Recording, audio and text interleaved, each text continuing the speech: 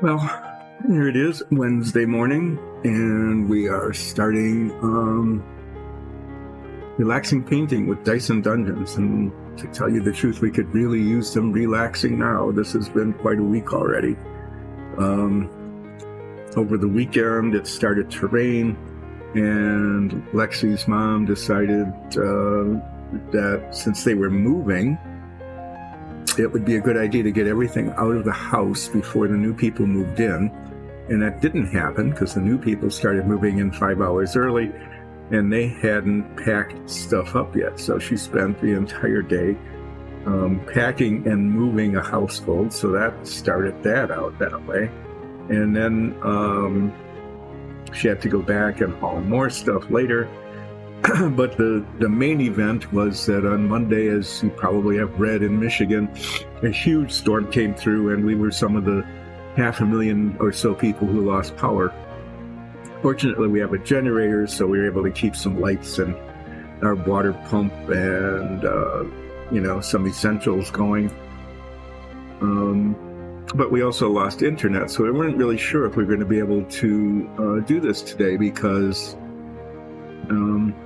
we didn't have internet for most of the time until really early this morning when the power came back on and the internet seems to be restored. So hopefully it will stay on long enough to actually complete this session of relaxing painting.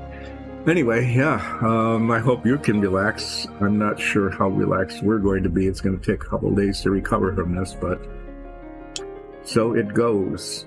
What I'm doing and have been working on for the last bit is what will be my new figure, my being Ulseth Ralph, when we level up, and that's promised. And so over the course of our Dyson Dungeons campaign, this is how I started at level 1, wearing Tashiranoon Elven armor, leather armor with Shiralar and Alashalar weapons. Okay, so this was gleaming armor. That was pretty nice. So it's shiny and it doesn't get dirty. So the color scheme is green and silver. But along the way, I managed to acquire full plate, which is good because I tend to get hit a lot, or at least attempted to be hit. And so the more armor I have, the better. And I picked up a flaming longsword.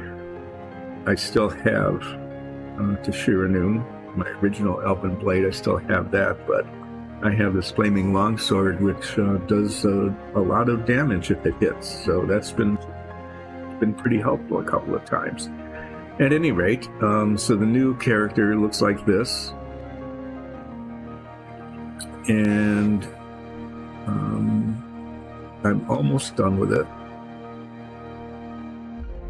What I'm going to be doing today to finish up, there's a couple of things. One is Nikki has suggested that I try to shade the armor using the creases here, especially using a little bit of black wash and an overpaint of the silver color again, just to give us some more depth. And I can try that. If it doesn't work, I will just repaint it. These are, I call them sneaky boots. And they are magic boots that give me a +1 to stealth, which is important because my armor gives me a -1 to stealth. So that cancels out. And what I had said I was going to do is I'm going to paint some magic sigils on the outsides of these boots because they're magic, so we might as well make them look magical, right? And then I need to paint the base. There's little pieces of rock and rubble and things on here, so I'm not going to spend a lot of time detailing all of that. Basically, it's just rocks. So I'll be painting that kind of different shades of gray and then giving it a wash to highlight the detail.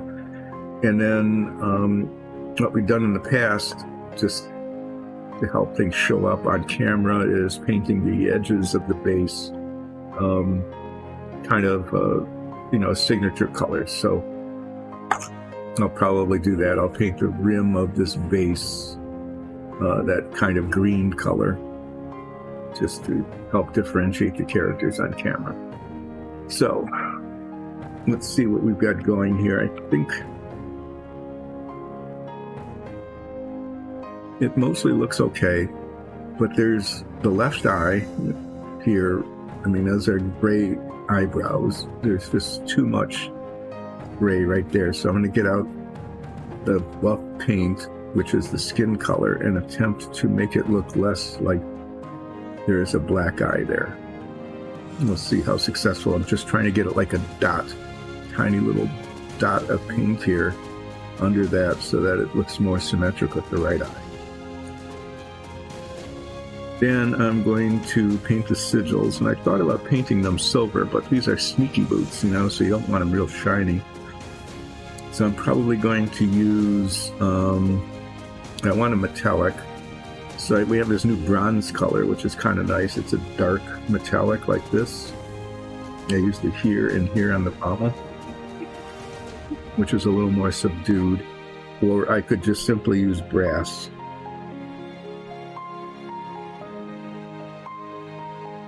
Go up a little bit better on camera. And so I think it'll be like there'll be a dot and maybe a line. I don't know. Maybe I'll draw a couple of things. Sigil. What could a sigil look like? A sneaky sigil, maybe.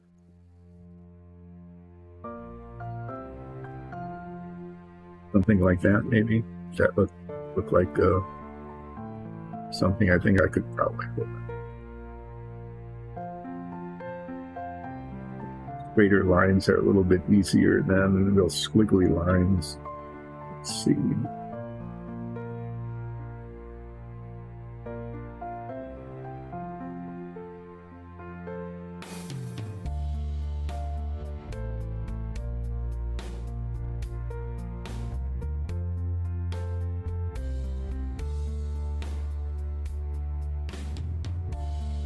Simple. Kind of liking something like this. I could try to give this a go. If it doesn't work out, these boots are real easy to repaint. I would just repaint them, and I used a black wash on it. I could just do that again. So the trick will be to not just design one, but to get one on one side, and then try to duplicate it on the other side.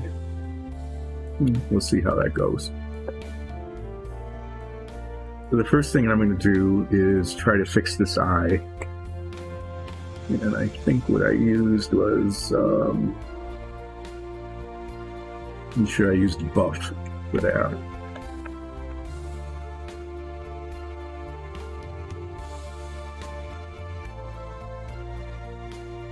Hopefully this is the right color. If not, that will be awkward.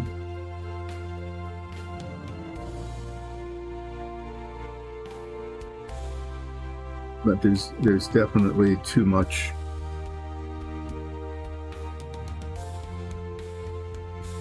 you get a little bit on the camera that this eyebrow is just too big and dark. It looks like he's got a black eye. So I'll see what I can do there. And then I'll work on the sigils on the boots.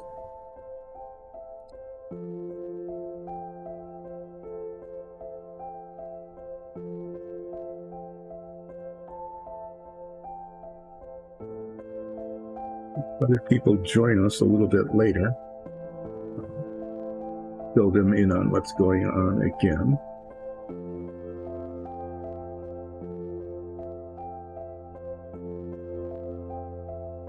Get a dot right on the tip of the brush here.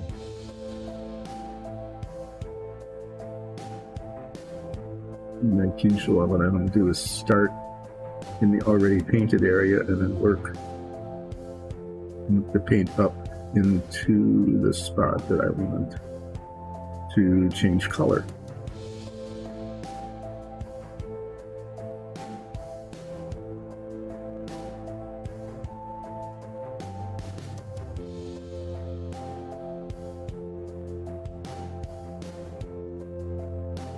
I don't know what I'm aiming for, maybe a little bit.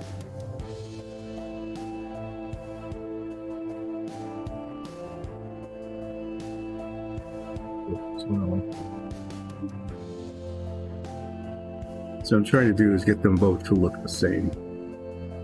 And that's pretty close. Yeah, that wasn't good.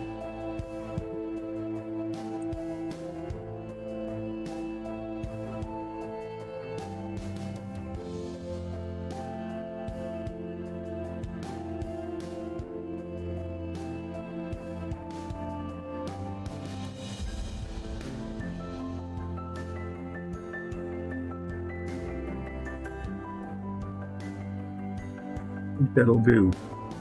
There was just a spot down there, and I think I got it, so they look the same this time. So that's a good thing.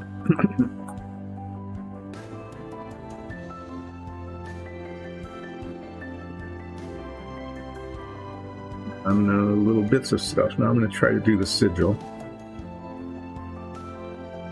And I'm going to start with grass, and we'll see how it looks. And I decided I think I've done this before. But anyway, you can see them together, so no one will ever know.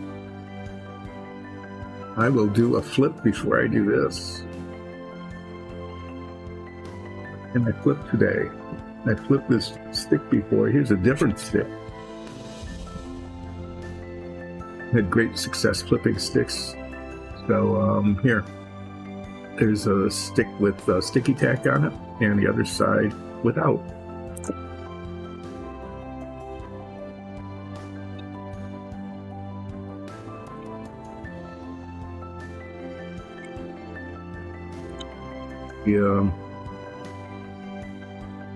Let's keep flipping the stick here, and I won't have to do anything else. I could keep this up maybe for the next 45-50 minutes and fill the rest of the show with stick flipping. Or not. Never mind. So yeah, so what I'm going to do is paint the sigil on the side of the boot, and then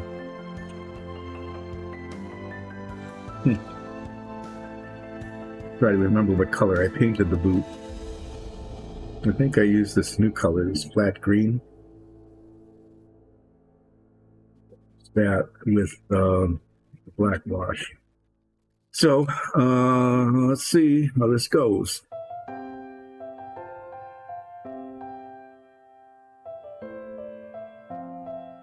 Yeah, well, you had 3 flippings, so I gave you a multiplicity of flippings.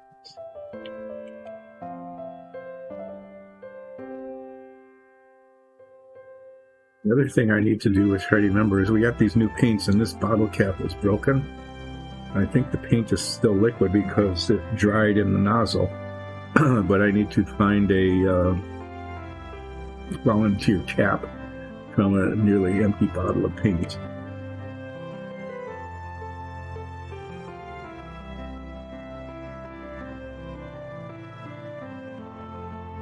So, let's put some grass paint on the boot here.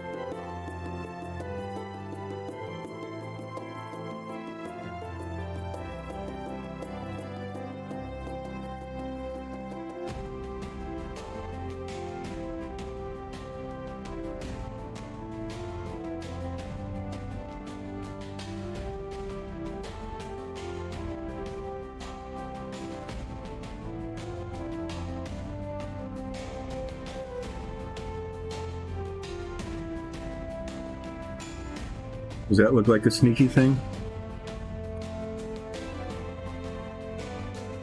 Right, it's not too bad.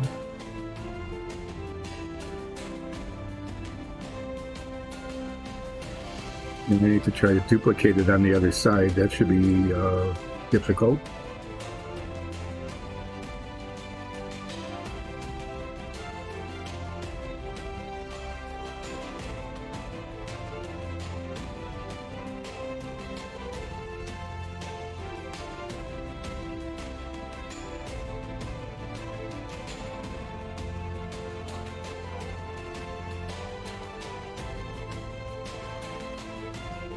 Yeah, it's a raised surface on that, and it just made a mess.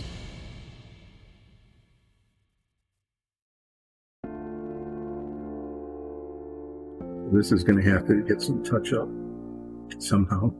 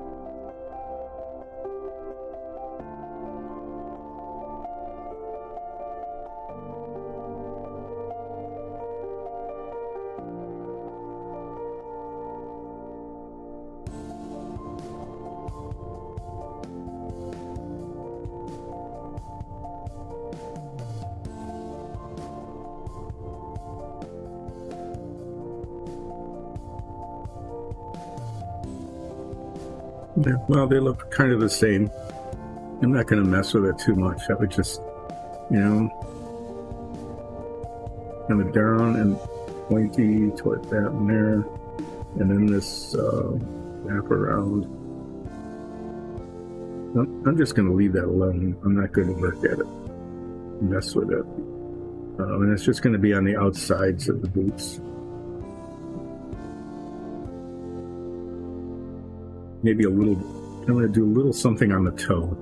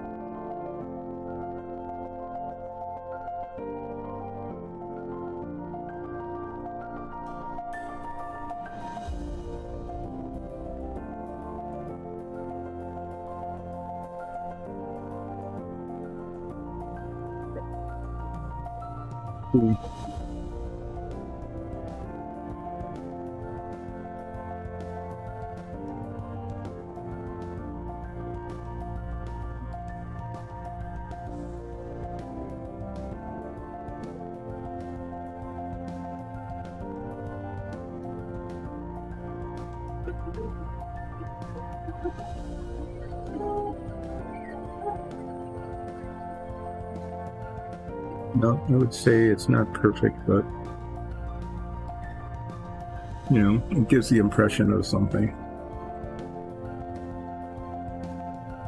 I just got a little too big. I might try to get a tiny little bit of that olive drab color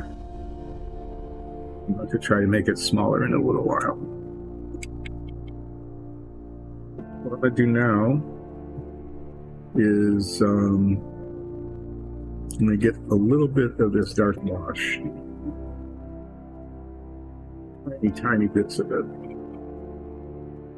and try to do what Nikki had suggested, which is to do some shading on the armor.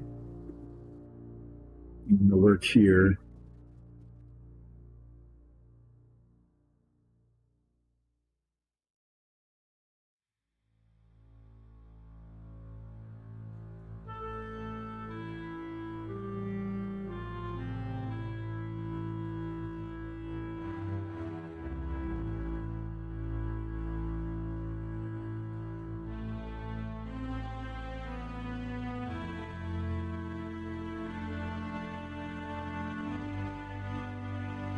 On the side of these things.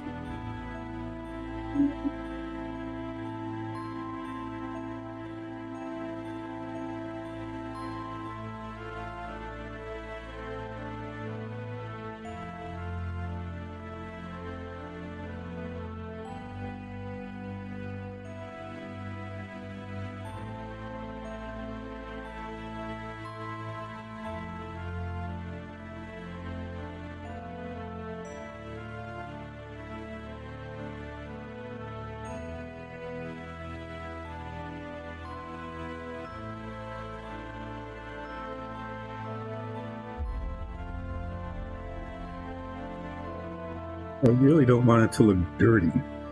That's kind of what this black wash tends to do.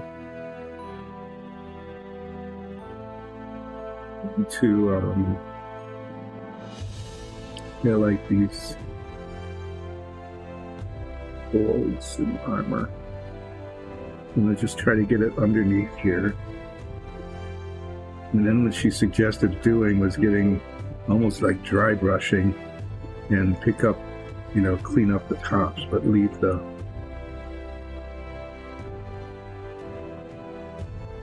dark underneath. So I'll see if I can do that.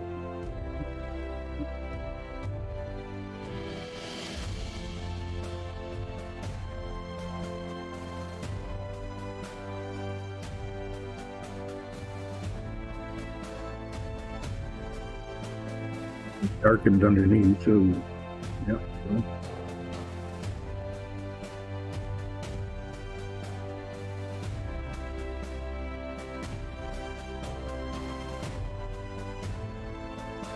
I'd like to get it right under this one, this top one here.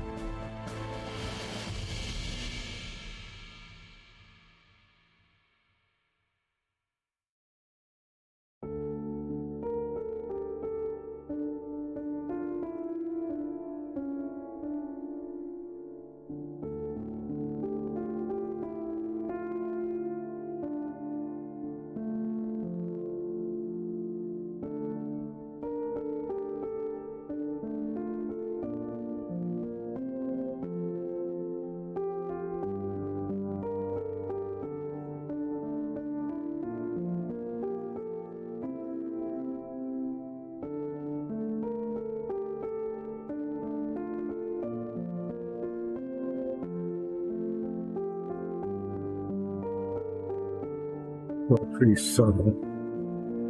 We'll see. But this, it just made it look dirty, so it'll take some cleaning up. I'll see how it goes.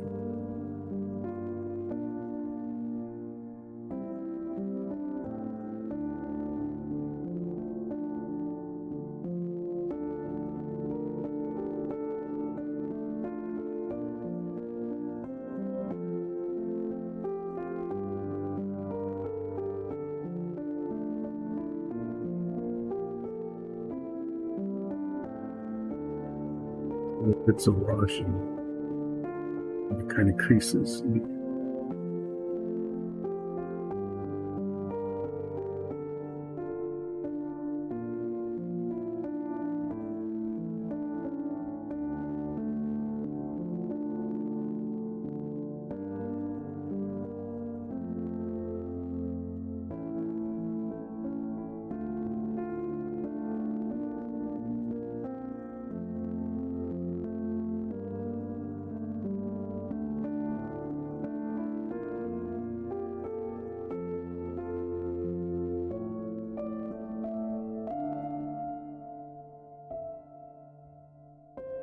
Well, the wash takes a while, so I'm going to let that dry.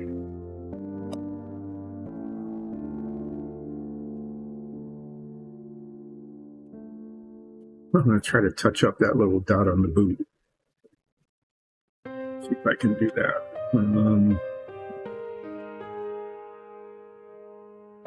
Here, this was the color.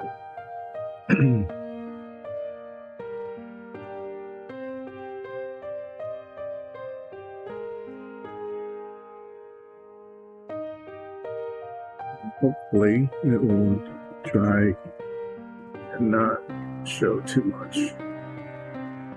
But this one dot here just got way too big.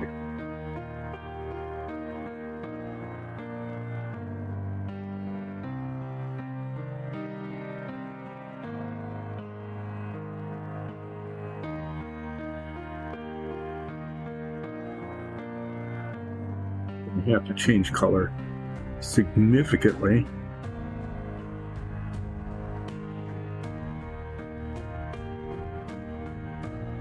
As it dries. Really bright green. I don't know, it's supposed to end up looking like that, so we'll see. Sometimes these paints do make a dramatic change, they get darker and flatter. I fixed the dot. Hopefully it hasn't created yet another problem. Now what I need to do is paint the terrain around the boots.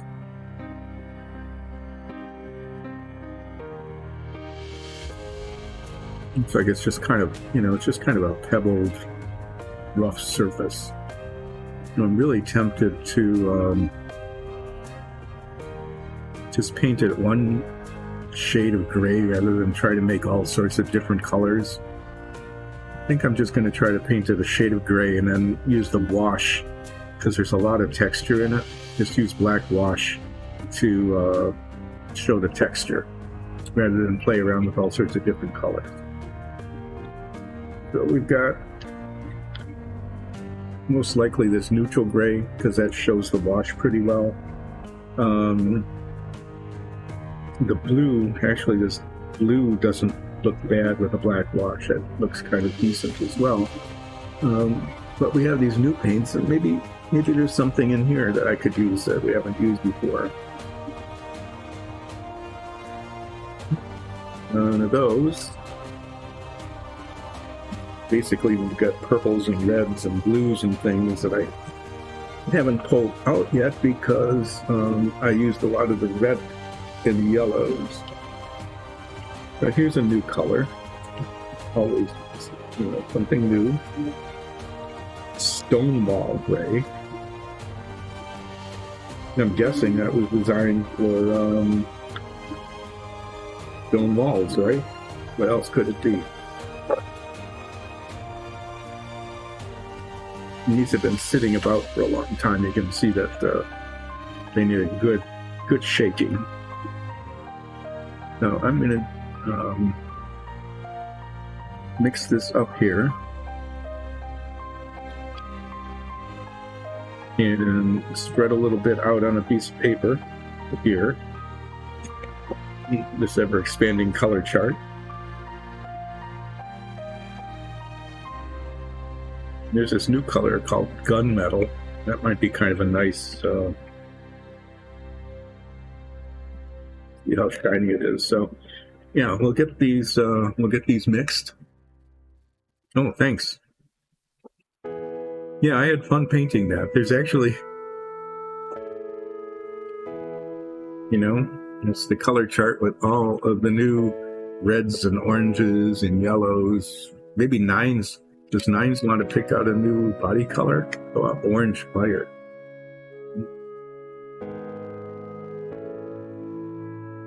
It might be kind of good. Just to work with.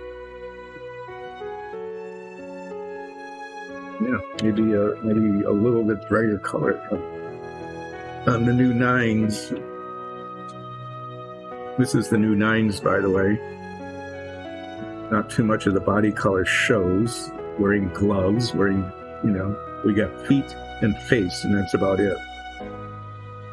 I think, no, that might be the body color, but otherwise, real fancy clothes. Nine's got a real set of fancy clothes for the heist that we have been working on, that we just, I think, finished recently, and decided to continue to wear them regardless.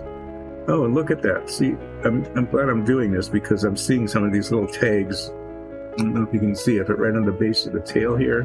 When those are painted, they're really going to show, even though they're kind of underneath. And there's one right up at the top of the lute that will show from the front. So I'm going to get out the X-Acto knife after I make this color chart and clear those off before Nines gets painted. I think we agreed that Nikki's going to try to paint Nines because she's just a whole lot more skilled. And these are fancy clothes, so they need to be very nicely done. This is the new Zoria. Zoria has a set of armor, magical armor that can take the shape of anything. And so in addition to her shape-changing abilities, so she can look like practically any humanoid,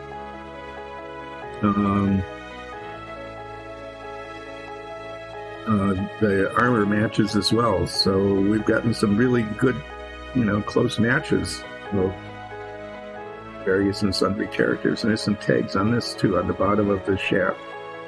So I'm going to take some time just cleaning up these models before Nikki starts painting them.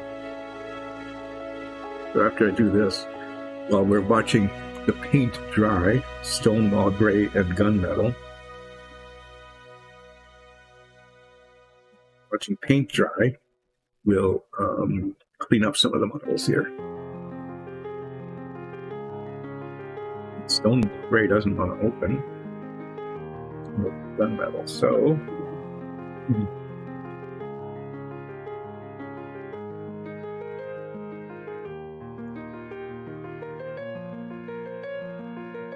opening tool here.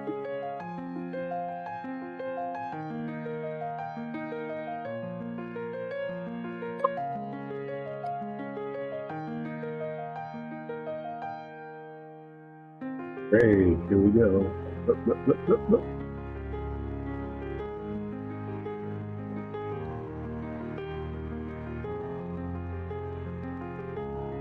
Nice light gray, that would show.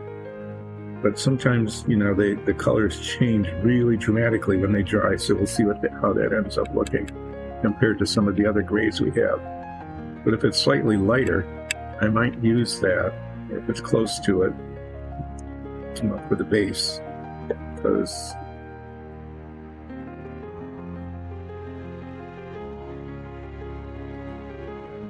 gunmetal is usually slightly bluish metallic. We'll see if this one is. It's dark metallic though. It's kind of similar to the steel metallic that we've been using. Might be a little easier to use though. It's a little bit. The other one is designed for airbrushing, so it's really thin. It covers really well. But yeah. So now I'm going to get out the X-Acto knife and I'm going to clean up these spots. I thought I had gotten them last time I was on. I thought I had cleaned them up. But clearly, I mean, there's little lumps on the bottom of the tail there that are showing.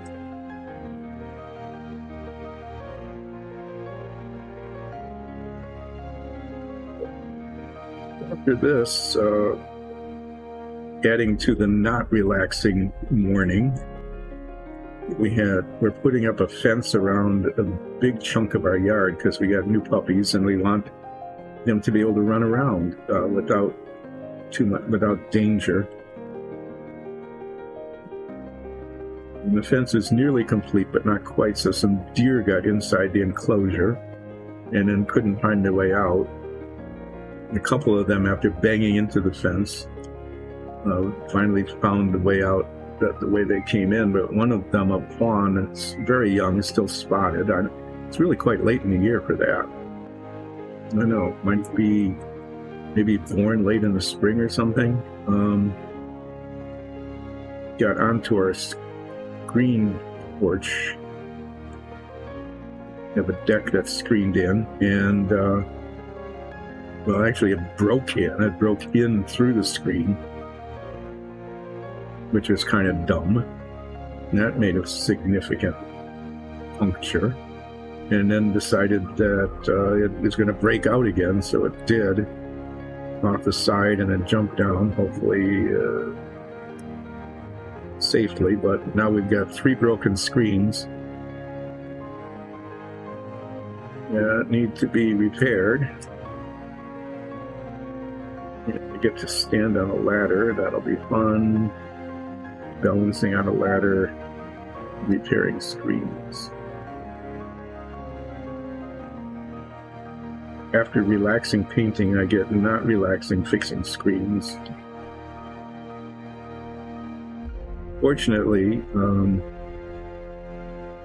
we used to have this wonderful old wooden ladder that I bought like 30 years ago, way back when we lived in Madison, Wisconsin. A long time ago. And it, you know, graduate students then didn't didn't buy the best kind of equipment, but it worked for a good long time. And everybody around me decided that it was kind of tippy. They wouldn't go on it. Called it a death trap.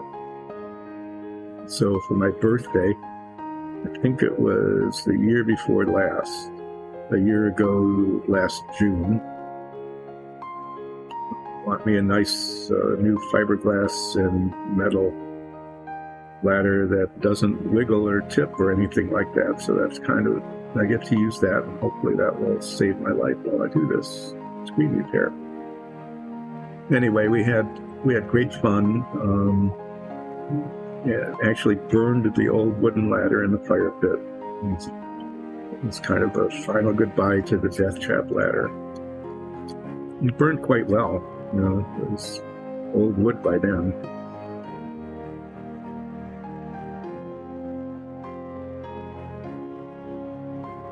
Anyway, yeah.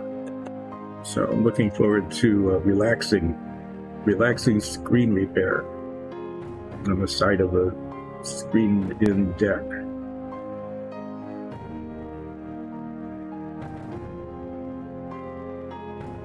Tail 9's Crobashalar. Favorite, I don't know why. Also has a thumping club with the magical fake blood that comes out of it for intimidation checks, I guess. Yeah, so this looks...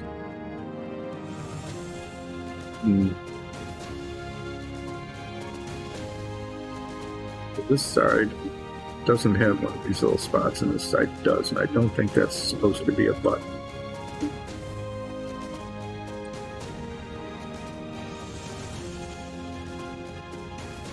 Okay, well that's better. I got a couple of spots, and then there were a few on here. I think there was some side of the shaft here.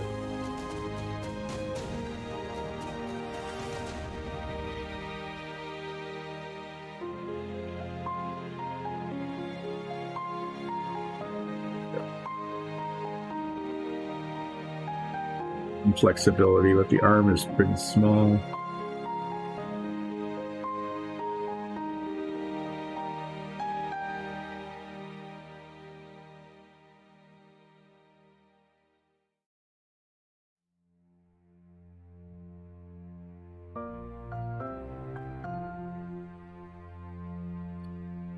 Small angle.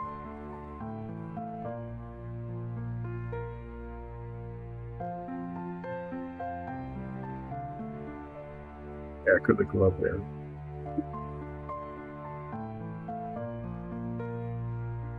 The detail in Zoria's new face. That'll be interesting to see how that comes out.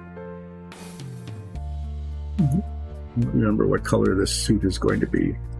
She had been working on kind of a white and purple theme, so it might continue with this particular version. I think that's good. I think we got them.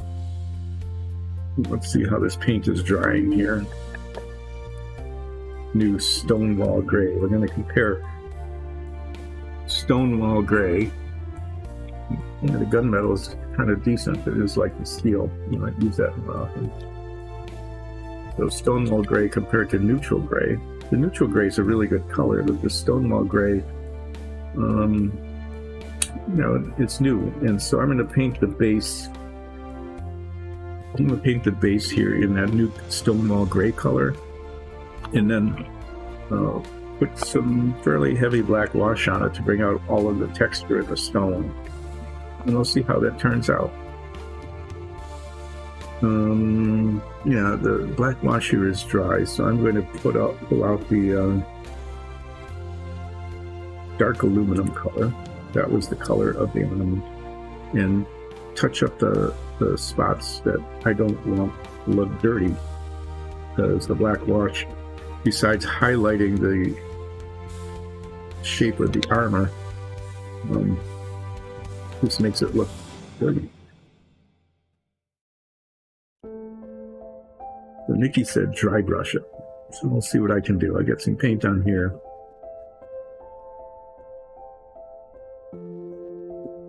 most of it off.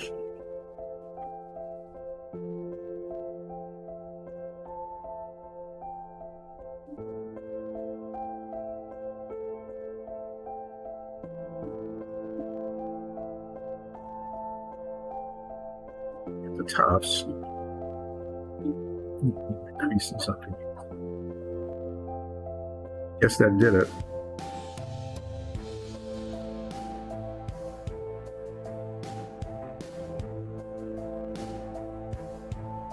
It looks any terribly much different than it did before, but you know, maybe. I mean, it's the best I can do anyway. So let's move on to a grand experiment with Stonewall Gray. So I'm going to use a small brush to get around the feet, around the boots, the bottoms. You know, make sure that I don't slop up onto it.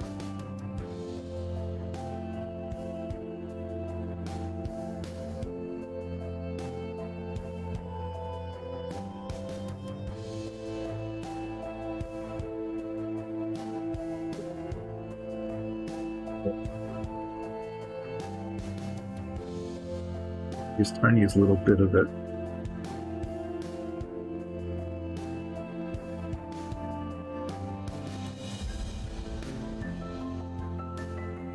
I had up that little spot before. The green definitely is exactly the same color, and so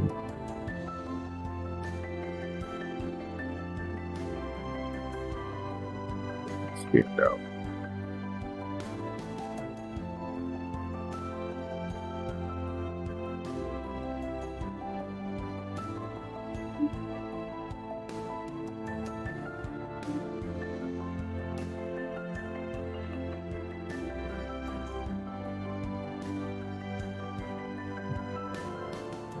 It's always a digression.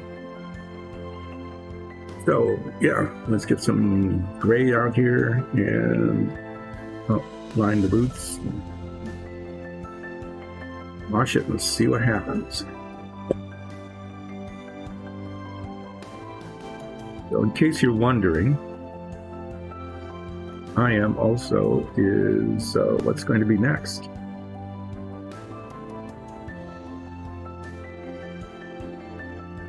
I finished painting the base of this thing. Got the sigils on and I fixed his eyebrow.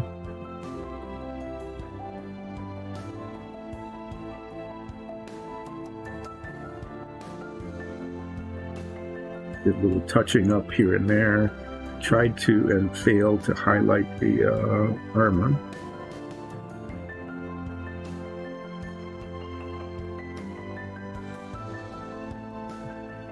The next, I don't know. I really don't want to start on 9s because, well, for one thing, I don't know the color scheme of the clothes, so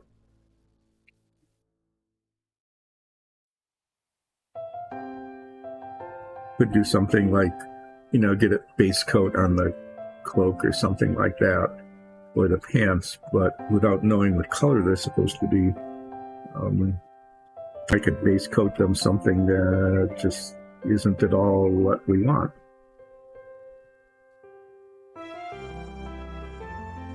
I don't know what's going to happen in the second half of the stream today.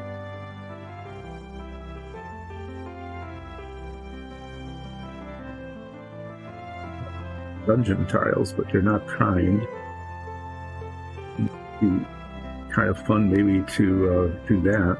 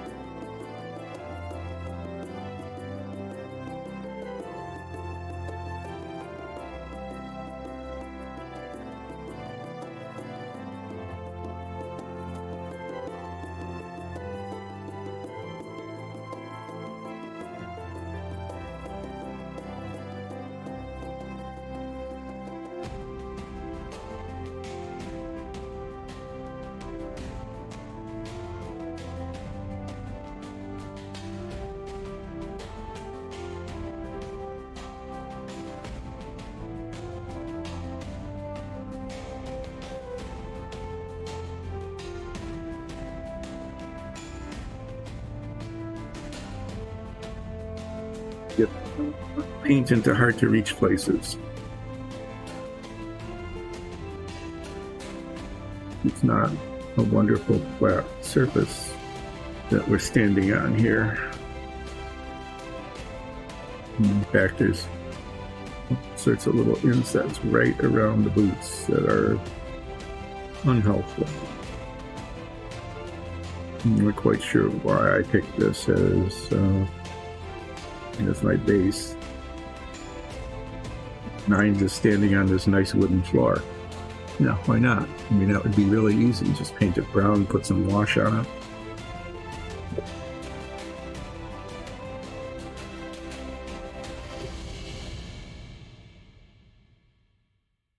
Rough surface.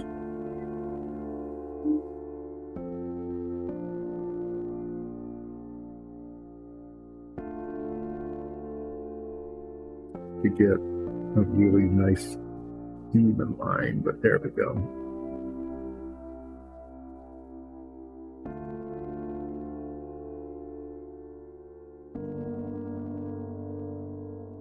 Well, now we'll do the other one. I'm going to start on the inside because that was kind of a pain.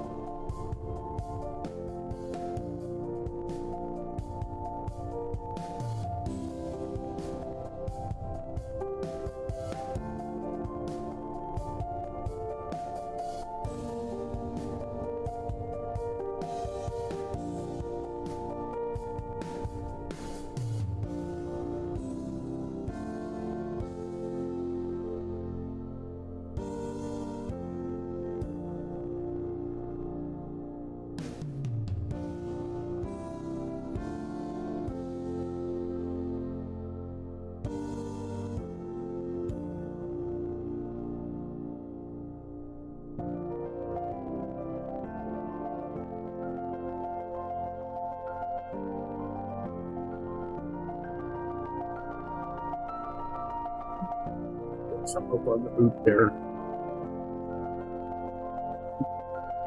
The brush just kind of slipped a little bit, and I have to touch that up.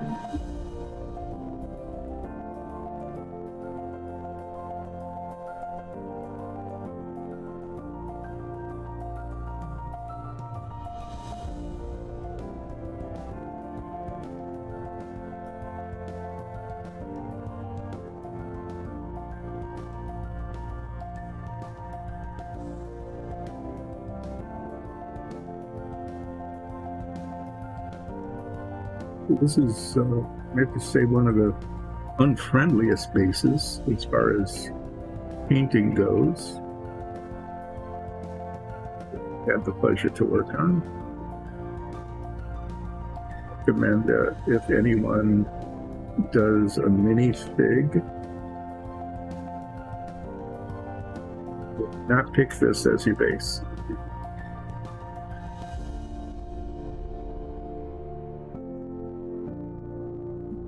Nice and craggy once it's washed, but paint to paint, and I need to touch up on the back there. Get out the bigger brush and finish this in the gray.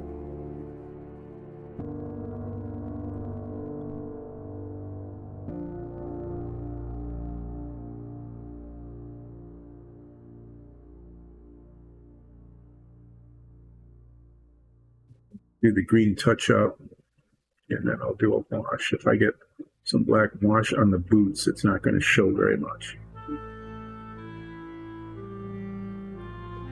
If I do the green touch up, then it gets onto the gray, and I need to go back again after I've washed the gray. Then I need to, anyway, yeah, redo a whole lot of stuff that I don't want to redo.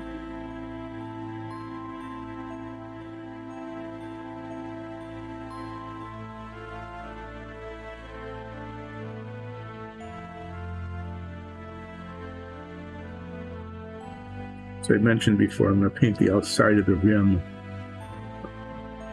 green just to show up on camera, just so that you can see the character a little bit better. I might actually have to take it off of the stand to do that, because sticky tack, especially on this side, is kind of running up onto the side of it.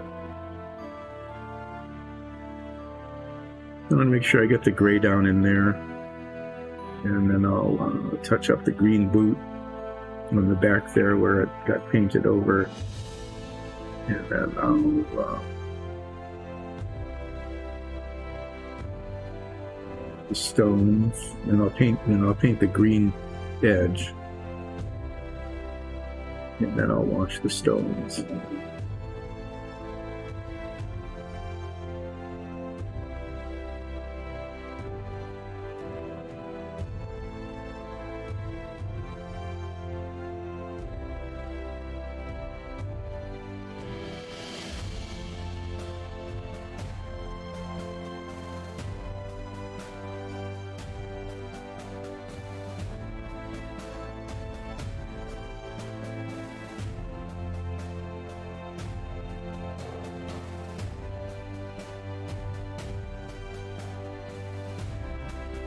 On the back there, I just need to get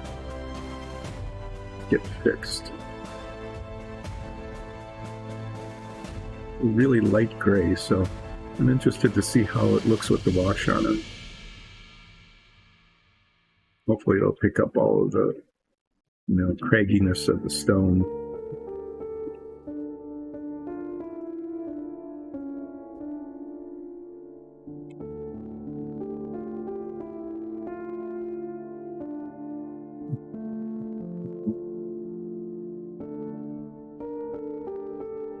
I'm sure I used that new flat green on the boot, but it didn't dry. Probably because of the wash. Darkened it quite a lot. Looked a lot brighter.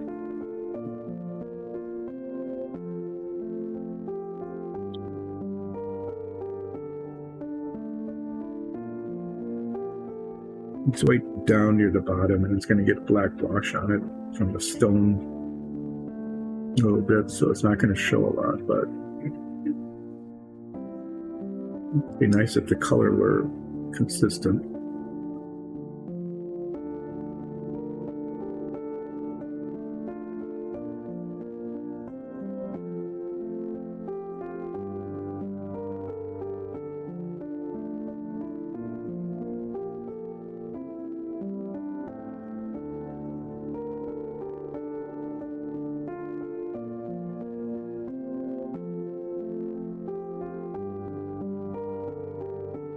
Sometimes, it makes sense when you're painting something to make a little note somewhere what color you used.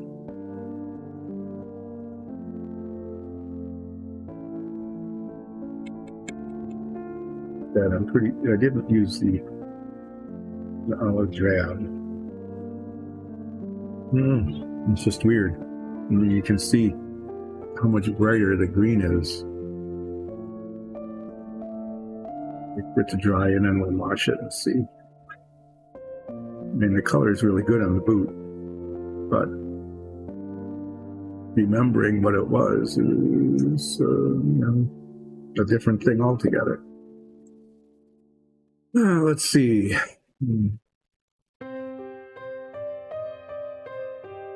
Just taking a look all around, see if there's other places that need major touch-ups. Flask looks good. The little flash grenades in the back there, those are okay.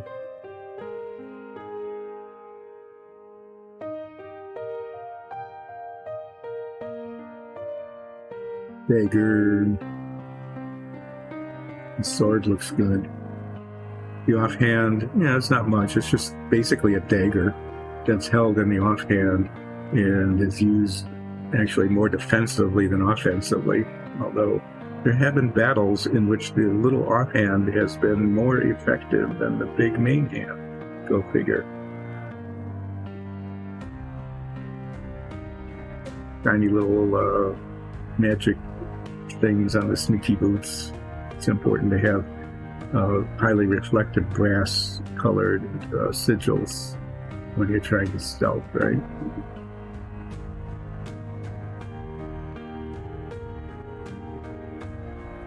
The gray is drying pretty quickly.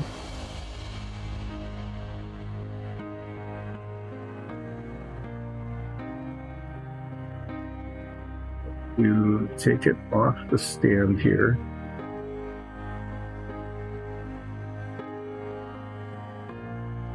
It's been on there a while. And I'm going to clean off the edges here because I want to put the green ring on.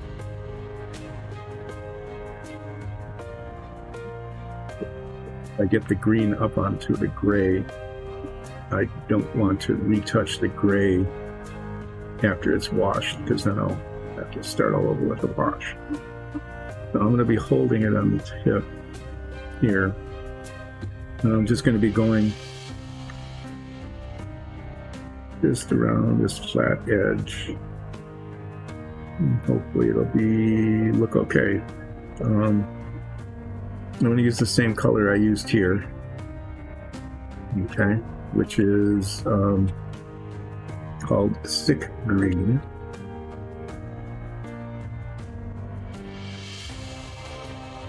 Could do something brighter like the light green, but it's a little too yellow.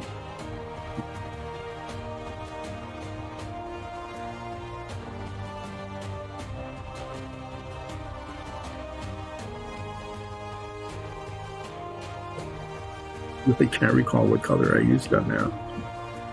Hopefully the black wash will cover that when it happens. It's down near the bottom, so it'll just be dark, shadowy kind of thing.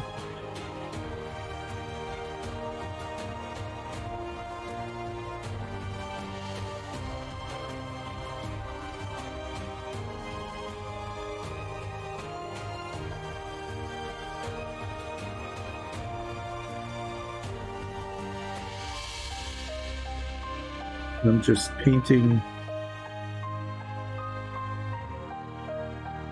brush sideways, and hopefully just painting the bevel here.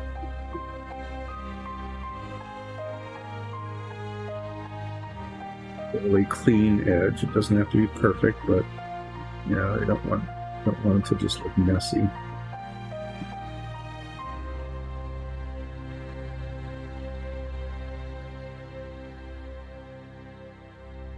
And this is just to help some visibility on camera.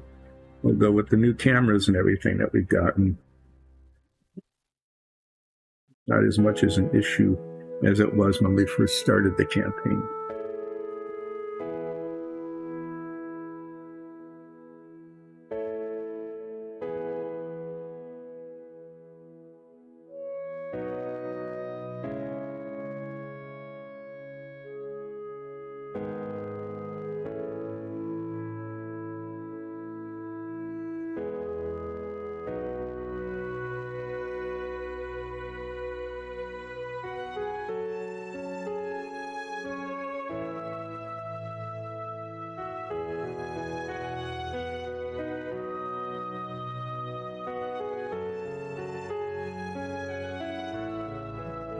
The underside of these rocks that come with that little divot kind of thing there. The natural kind of perimeter.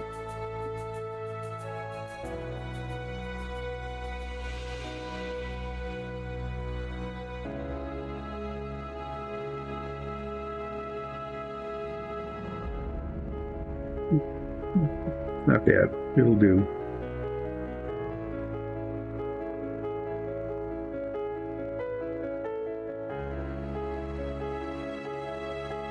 Again, the idea is just to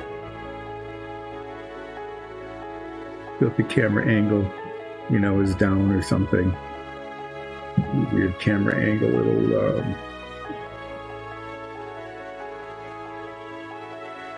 figure isn't really obvious. This will help the viewer know which figure it is.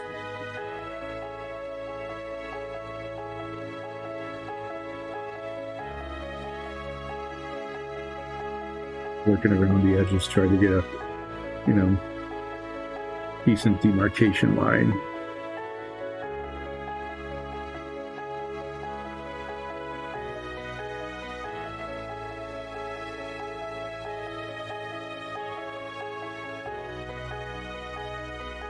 Okay, it doesn't look too bad.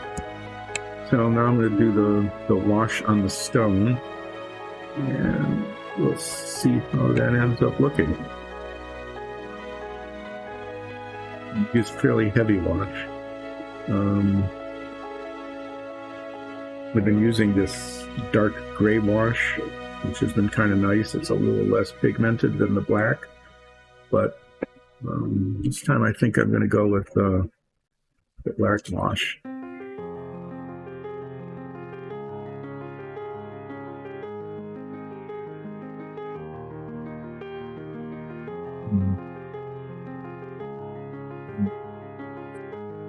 Let's get it on the brush and dab it on and spread it around. We'll see how it looks.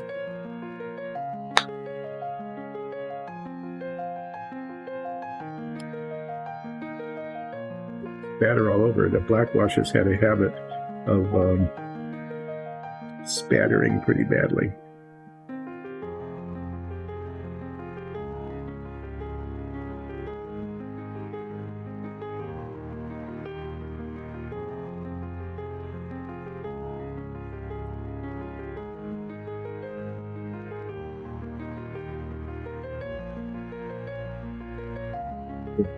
The wash to be heavier in the low spots. Dab it on and let it build up in those areas. It lightens up quite a bit when it dries, but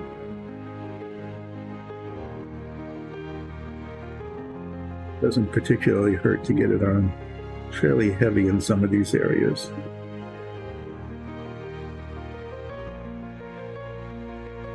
See that the really flatness, that's kind of a nice gray color, but they're flat.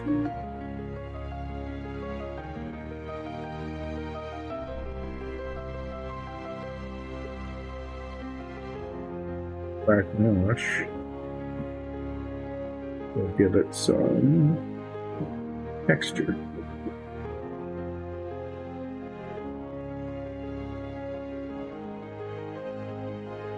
We need a bright edge around the outside, so I'm going to paint down onto the green a little bit.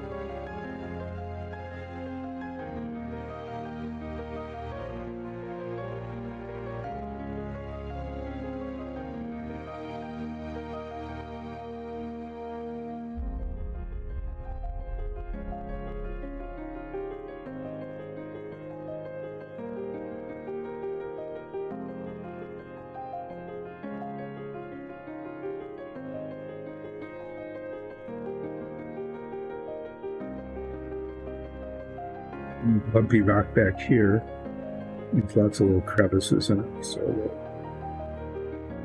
we'll let those crevices get their due.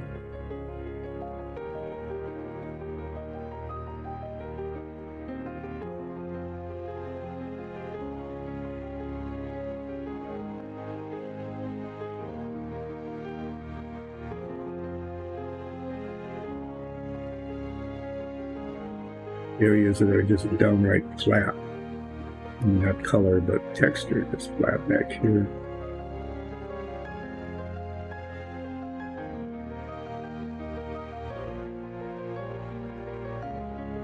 You can see, even as it's drying,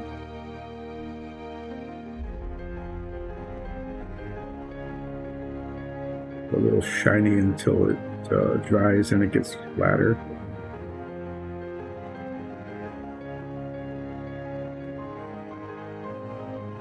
Yeah, you can see the texture in the rock a whole lot better than when it was just that uniform gray color. And it's a really light gray, so it takes the wash quite nicely. The darker colors doesn't work as well. Sometimes it'll add some texture to it, but in this case, it seems to be doing pretty well.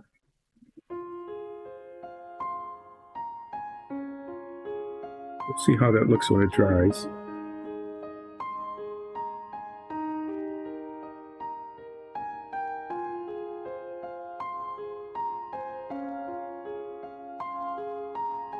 With more, and if necessary, I could, get out the gray and do some highlights on the rocks, but I don't want to mess with the base too much.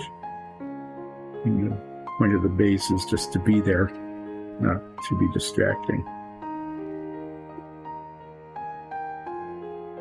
So, yeah, this is ulseth Ralph level 5, whenever that happens, with the new plate armor and its flaming sword,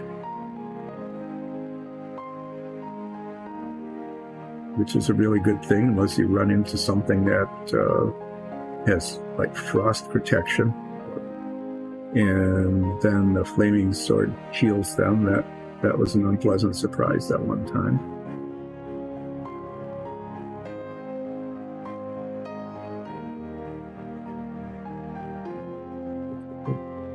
Done.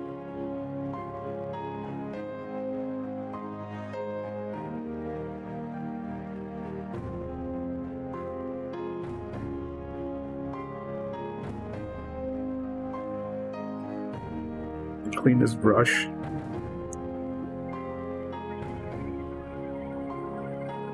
And then we'll next.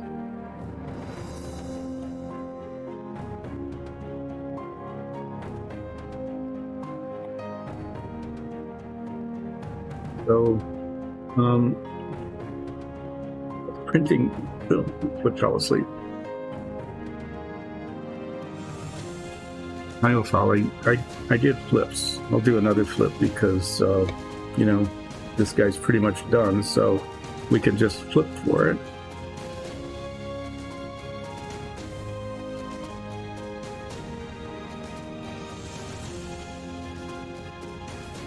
Things aside here. I'm going to flip the Amphorinchus pencil.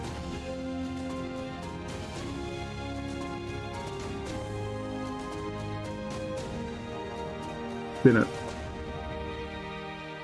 Landed Amphorinchus side up. Let's see what happens.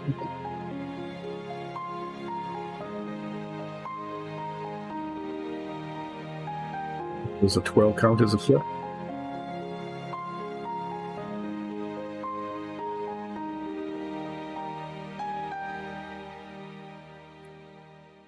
Yeah, so now what have we got to do? We've got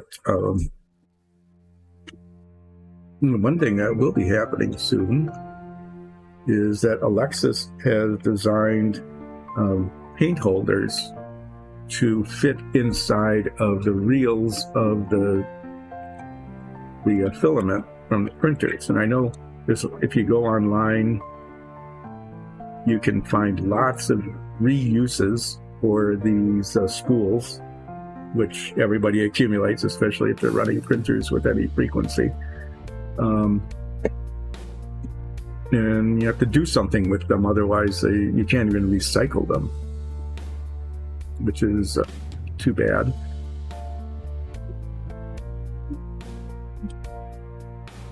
Lots of new colors, including smoky ink. I wonder what that looks like.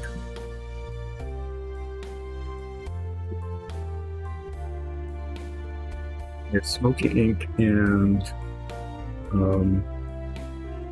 dark brown ink is in addition to the umber ink.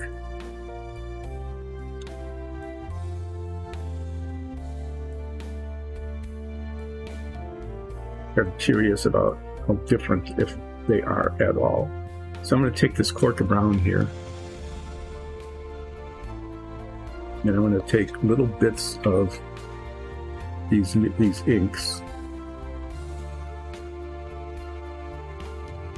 basically.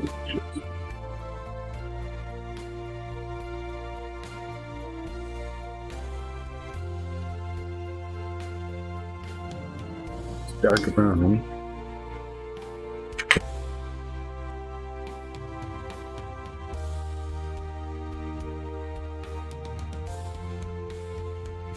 This smoky. That's really interesting. That's a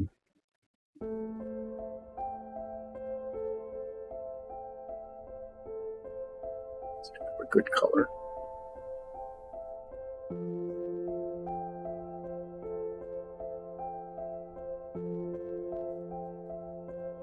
And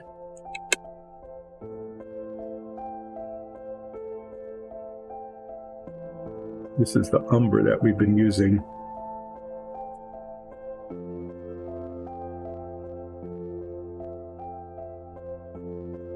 Really all quite different.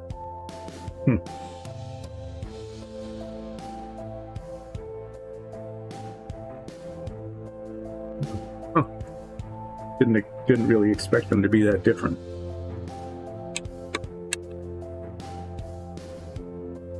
Yeah, I don't know if you can see it much on the screen, but the umber wash is kind of yellowish. And we've been using that a lot on our floors and walls and things, wood grain. Yes, smoky is kind of reddish, and then the dark brown is a little more black pigment in it. So they all are quite different. And I think what might be kind of interesting to do is if we have some like floor tiles just laying around, is paint them, I don't know, we cork brown, or we use red brown or flat earth. These are the colors that we tended to use for wood. This is another option, is do entire, like 3 or 4 of these tiles in one of these base colors, and then do a different one of these brown washes on each one. We got a ton of this dark brown because we couldn't find umber wash for a while. It's still kind of hard to find, and we don't have too much of it. So I've got like 3 lifetimes worth dark brown wash laying around. This smoky ink came in one of the sets that we just bought, but that's really kind of an interesting color. Anyway, I think, yeah, it might be worth playing with some floor tiles, paint them all the same base color, and then use the different washes on each one to see what kind of variation we might get. See, what else can I do? This,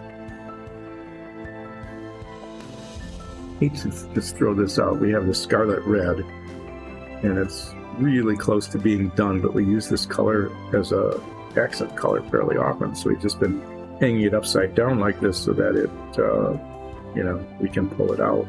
There's still quite a bit of it left, but this guy has a broken cap, and I need to replace that. And what would be really good is if we had, an empty Vallejo bottle, but we don't.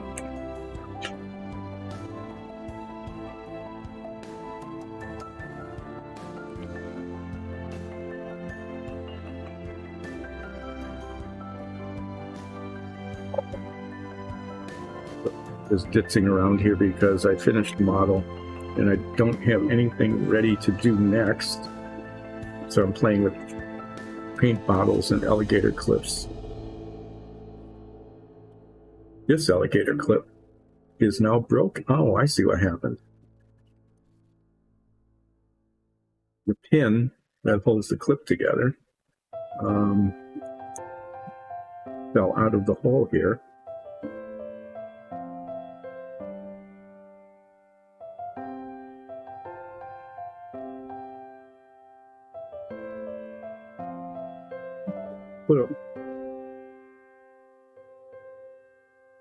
Well,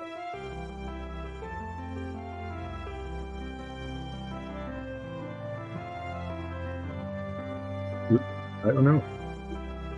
Is it worth spending valuable streaming time attempting to repair an alligator clip?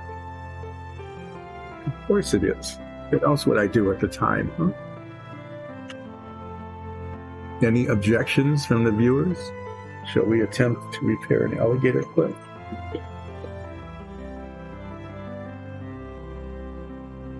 No, you can never ever find these again if one is lost. It's weird how that pin just laid out though.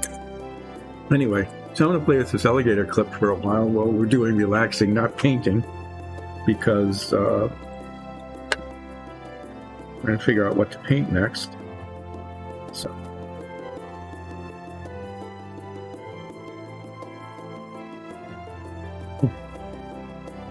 Yeah, I know this isn't going to succeed, but it's, something that's around with in the meantime. Yeah, and there's the hole.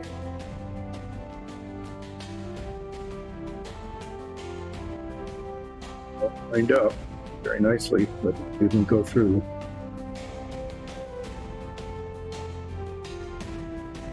Again, and push down on it and see what happens.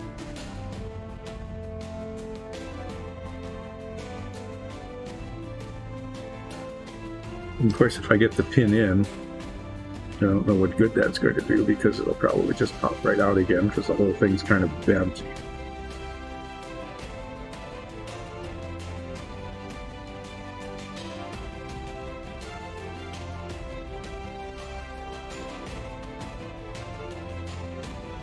It really should be like a rivet or something.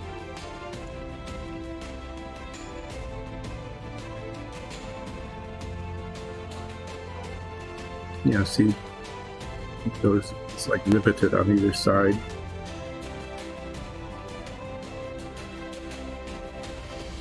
Goes through and then it kind of flattens out.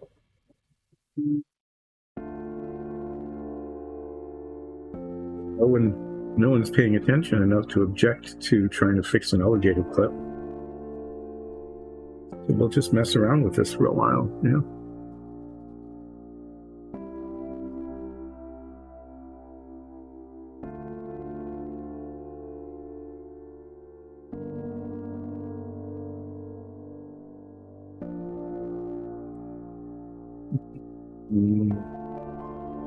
The problem is I've got this needle nose plier on the other side, which very nicely lines everything up. The pin in the hole and everything. But then once it's lined up, isn't enough of it to grab. Well, then here, we're just going to give up. What we have here are the parts. Failed alligator clip. The internal workings of an alligator clip. You got this cool spring. You got this pin that's supposed to go through it all. And I see what happened. It got bent out.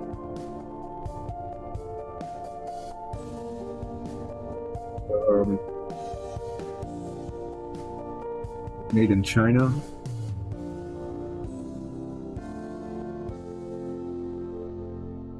Now, this is what we want to save. We want to save this cool little spring.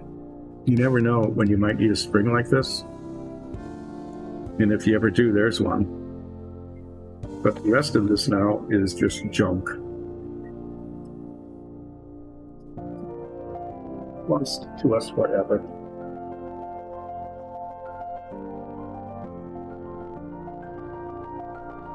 So as I was saying, Alexis is making these paint holders.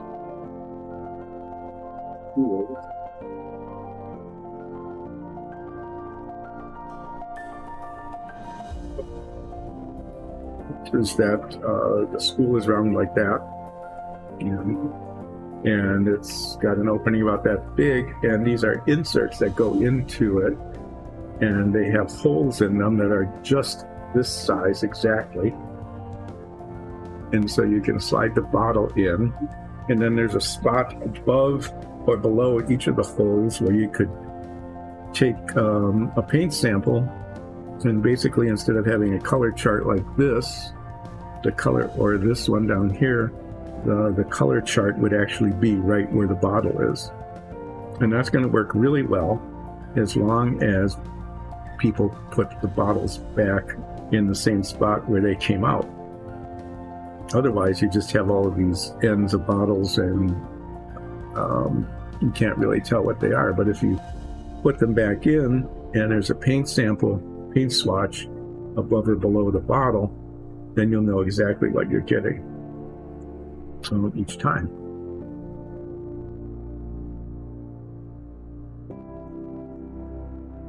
This bottle, put that way so that the paint can drain down. We have some really nice colors now, a bunch of them, but what we don't have is a color that people have been clamoring for. People meaning basically Who 128 is pink. We do have one pink, this, but it turns out to be gloss pink instead of flat pink, and so it didn't work very well on the one model where somebody attempted to use it.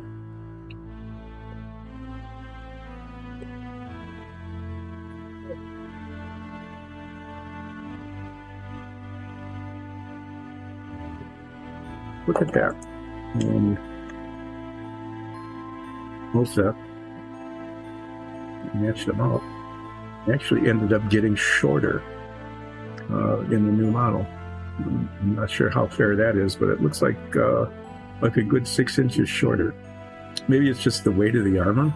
You know, the metal armor just kind of just shrunk everything down, and also have to carry everything for everybody all the time, including carrying nines upstairs because nines can't handle stairs.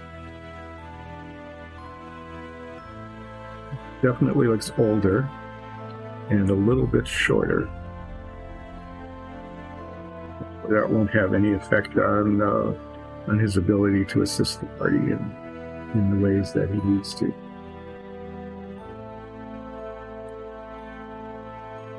Let's see. What I could do is I could empty these boxes. New colors.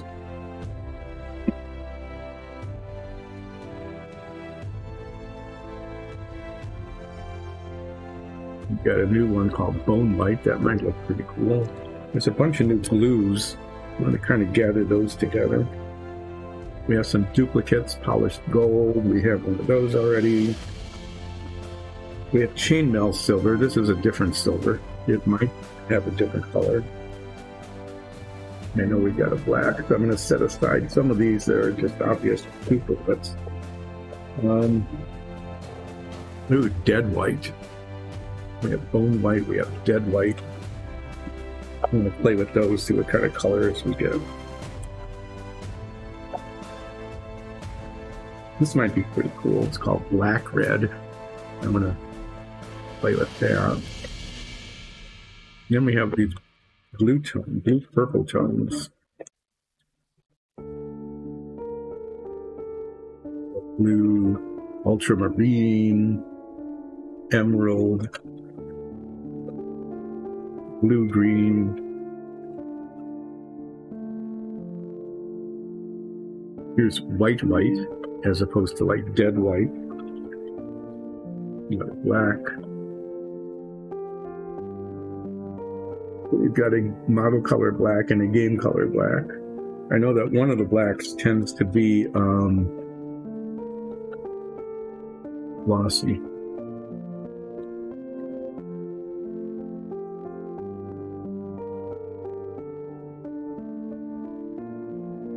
Color silver and a game color silver.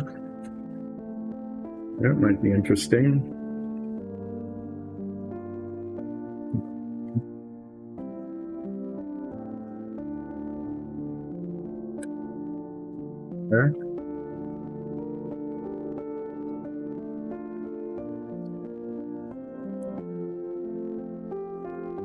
gold, silver. We need to paint a lot of things gold and silver. Azure.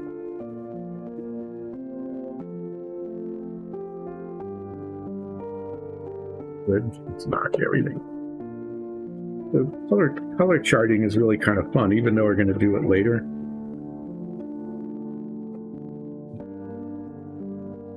Right, purple. I think we've got another purple out here.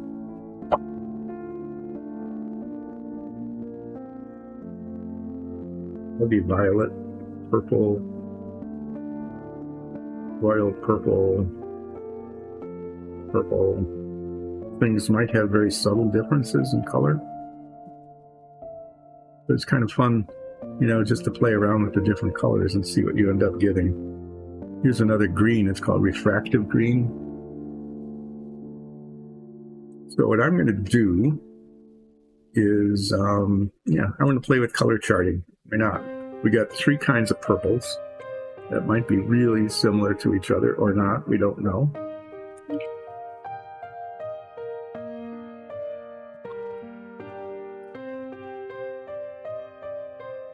This looks like azure. You know, it looks like kind of a cool color. So we got these purples flowing into these blues, into the green. This could go on a chart. See what this green looks like. And then we got these kind of reds and metallics and whites. 3 different shades of white. Interesting, in a flat brown. I'm going to put the flat brown here between these.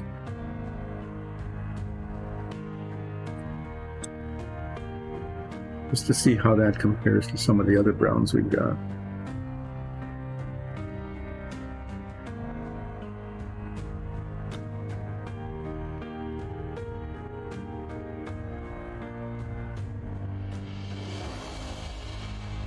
Darker.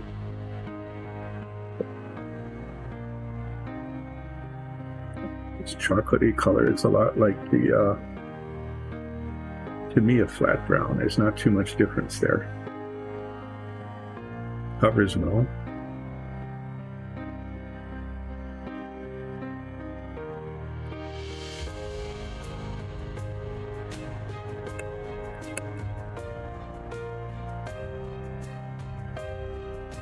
See how that dries. And then we got this thing called refractive green, which makes you think that if you look through it, the light will bend with some. I doubt that that's what it does, but we'll see.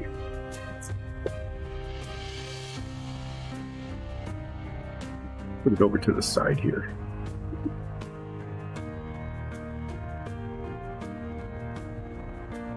Because basically we want to compare it to some of the other green colors that we've got.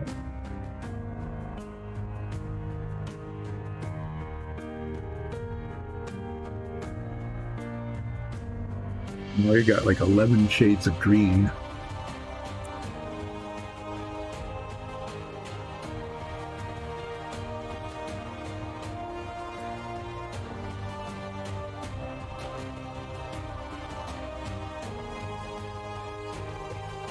That kind of, to see how it compares.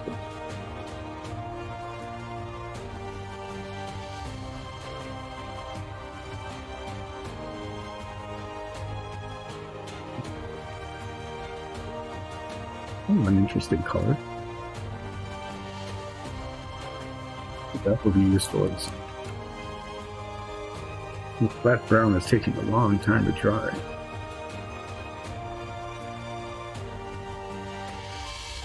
I think what we'll end up doing is, you know, when we get our paint holders, is kind of grouping the colors by color family together. So like there's a wheel with all sorts of greens and maybe shading into blues, and then with reds and purples and those sorts of things. That might be kind of, you know, interesting. So that if you're looking for a red color, a specific red color, you can look at your color chart for that.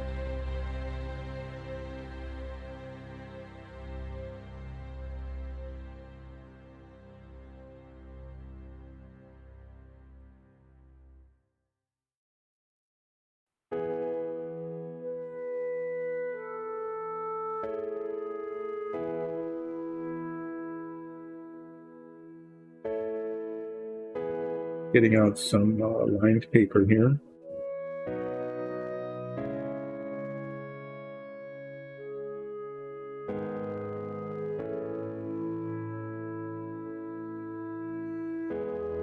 And we're just going to make a color chart because, yeah, why not? And put some new colors to play with. Let's play with the purple ones. Go from red. We're going to do, there's a lot of colors, so I'm just going to do like one line for each one. There's purple. It's royal purple. And then there's heavy violet.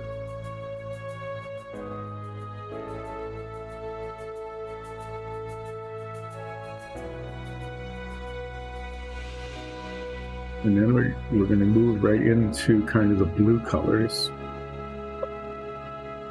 Azure will be a transitional color.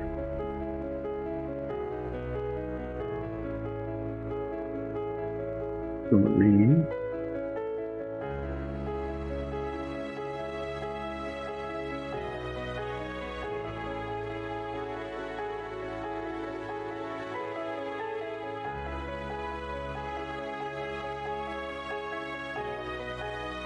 Flat blue.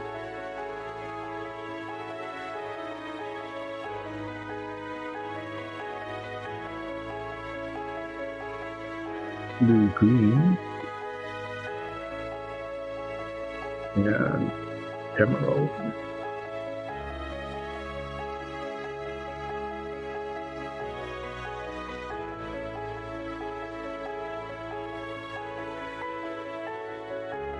Just going to play with these colors here and see what happens, huh? And then we've got some variations on silver and white, and this thing called black red. That will get a spot of itself. So let's just put some paint down on the color chart and see how they look. This turned out to be a really useful exercise when I did the flamey sword, because we had all of these new yellows and reds, and so I did this whole chart. I ended up picking like 6 of them. Some of them worked out real well. These are kind of brownish oranges colors, but this and this, and then these turned out to be really pretty decent for flames.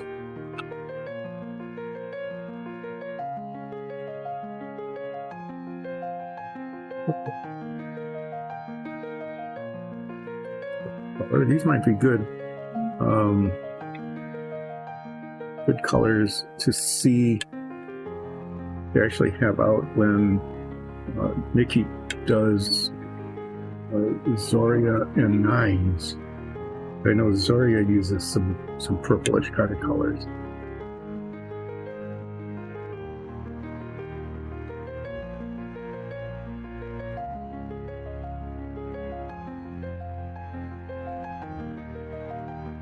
One is royal purple. And there, in the dries we'll see what the difference really is, but darker shade.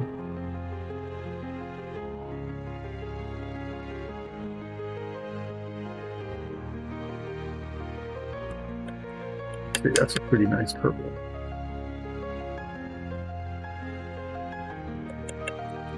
Yeah, I know. You look at the bottles and you say, "Oh, I don't see any real difference here," but then it turns out that there are.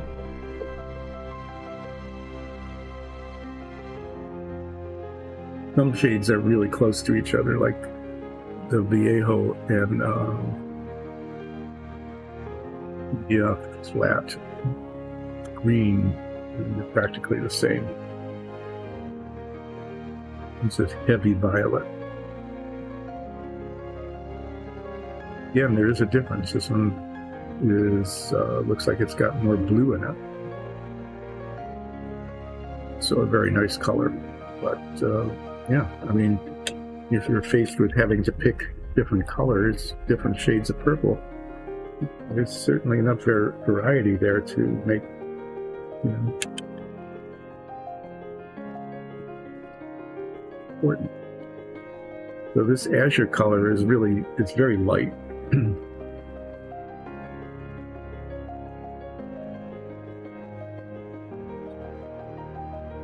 It doesn't really go between the blues and the purples, but it's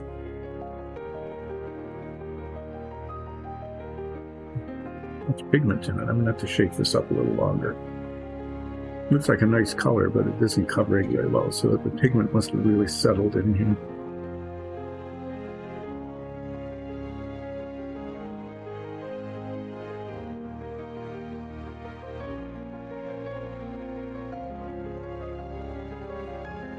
One of these, you know, they've been sitting on the shelf for a while before we bought them.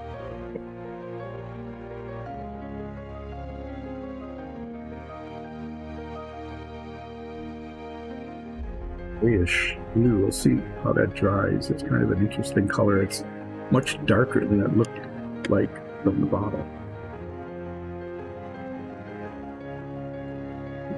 Ultramarine. This ultramarine should be a good color. Let's see.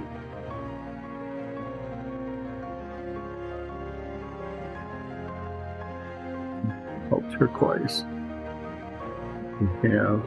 Oh, wait, we already do have an aquamarine.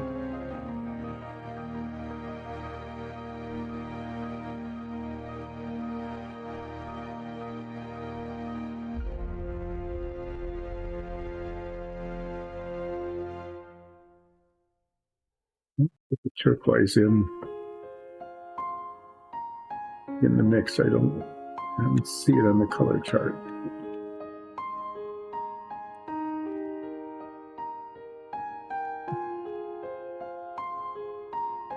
Somewhere out here is supposedly an aquamarine color.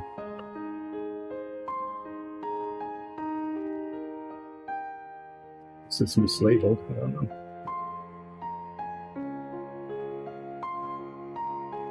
Anyway, this is ultramarine blue.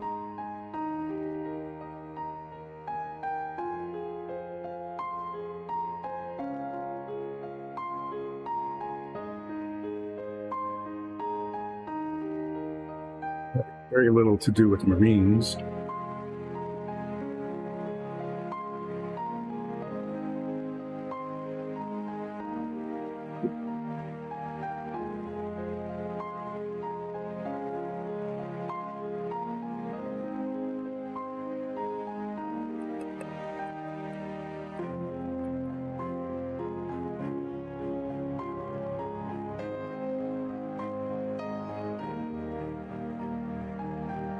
Royal blue.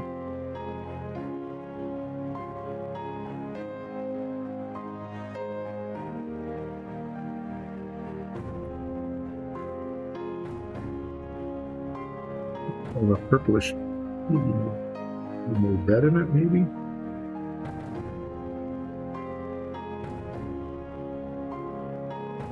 I bought these paint sets, and they came with lots of different colors. Most of the duplicates were like white and black and gold. It's like 6 duplicate colors. But they're in the sets, each paint bottle was like half the price of buying each color individually. So we're ending up getting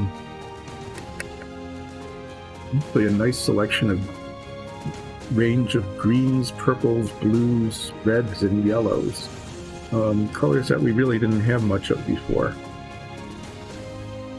So as models get built, we now have a much wider range of colors to play with for the costuming and the shading and highlighting and things of that sort.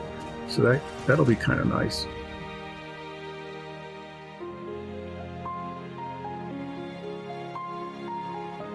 Plain old flat blue, just plain old blue.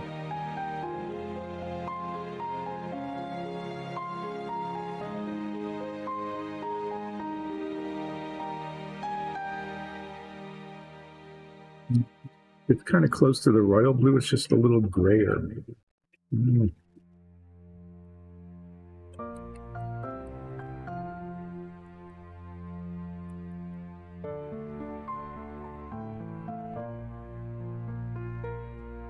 Blue green.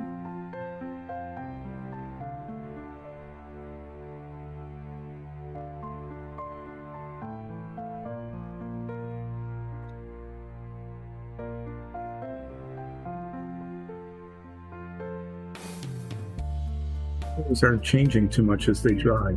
It's kind of interesting. Sometimes colors change really pretty dramatically, but these don't seem to be that much.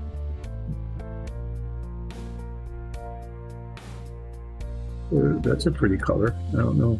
We'll see how different that is from the turquoise. I think the turquoise a little more blue and a little less blue-green, but we'll see.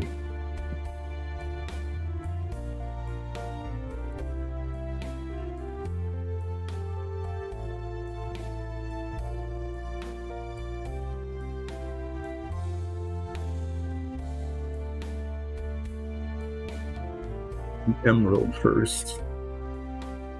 Never know when you need an emerald. Might be an interesting color to put on a crystal. We'll see how it looks. Whoa, it comes out really fast. More of it there than I needed.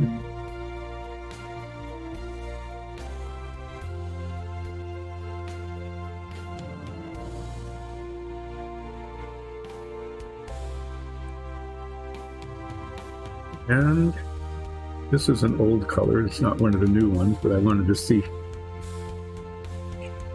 how it compares.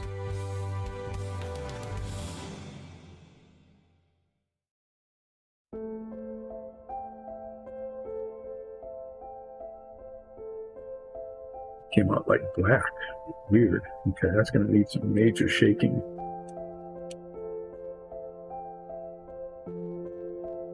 It's turquoise. The color looks turquoisey, but clearly, there it is. There's the color underneath there.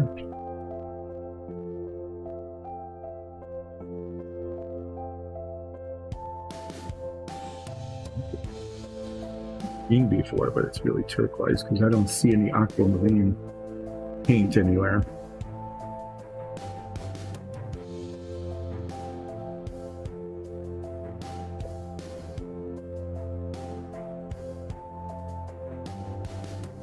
A little better mixed, so it's not just a hunk of black.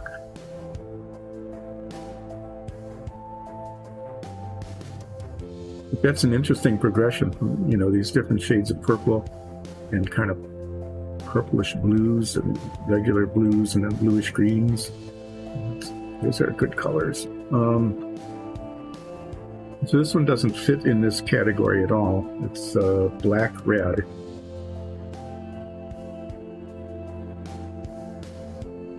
Just found it. I was digging through things. So I wanted to see what it would look like. So what we've got here is we've got white. We've got dead white. We've got bone white.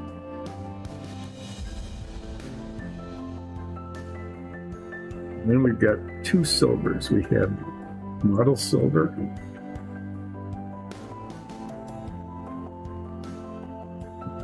game silver, and I want to do some spotches of each just to see if there's any difference. Never know.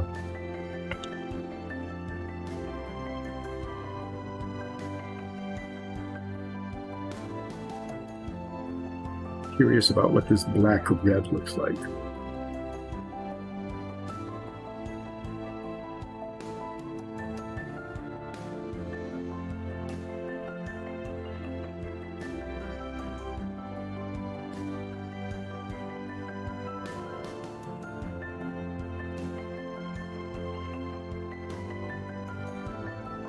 I think maybe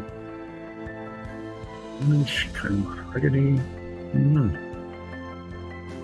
Sure that I'll find you somewhere, somehow. Anyway, these paint sets, you know, given the per bottle price of the paint, like I said, it was half of what it would be if you bought each color separately. It gives a good range of colors. We're still missing a few things, so I think after these color charts are done, we'll take a look at it and say, what is it that we think we're still missing? I know pink, definitely missing pink.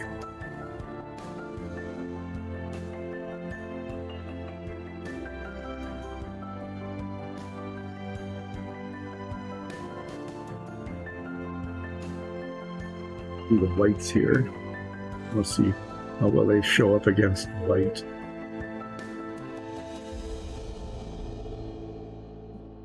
Okay, that was not good. Didn't want to come out, and then it came out. Way more white than we need. Here, white. Yuck.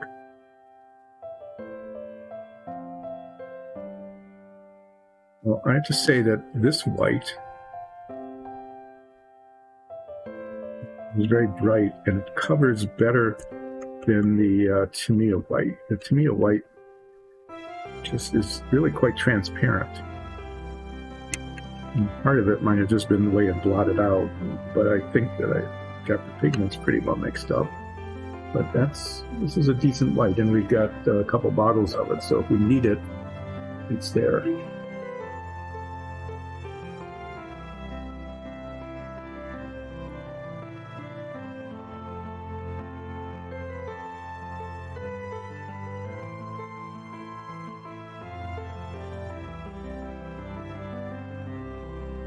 This is dead white, which I'm sure will look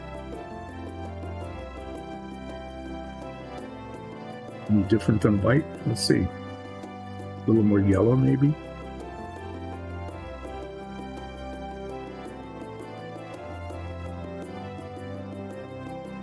This also seems to cover pretty well. It's fairly opaque.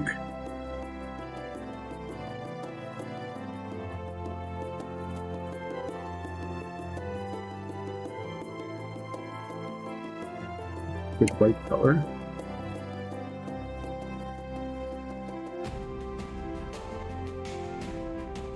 And then there's bone white. This definitely is yellower. Not quite as yellow as the ivory, kind of yellowish brownish. This might end up being a useful color. We'll see. Unless it dries darker. If it dries too dark, then it's not going to be much different than like the dark sand. But we'll see how it turns out. It looks neither bony nor white, so I'm not sure quite where that color name came from. There it is. I have a nice tan color though. I mean, that might be useful again somewhere in the brown range. So what we've got here now are colors model in game silver, and we've got the same thing with black. We got black, a model black,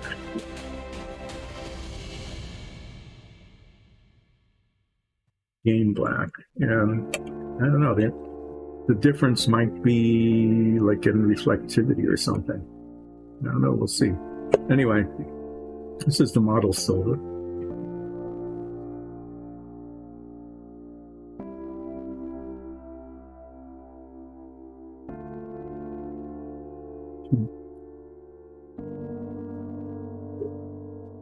This looks really bright.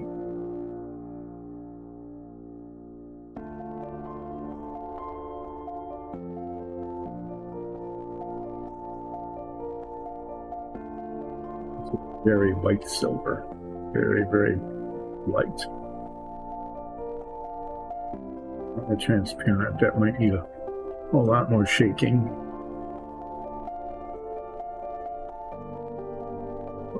The tone isn't going to change very much. There's the game color silver.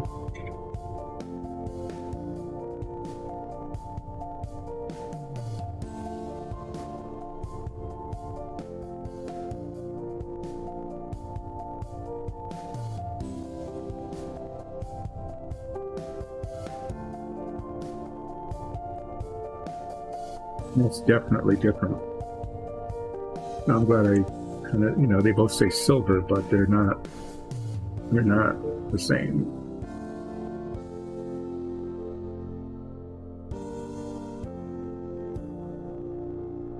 Darker tone. Again, pretty transparent.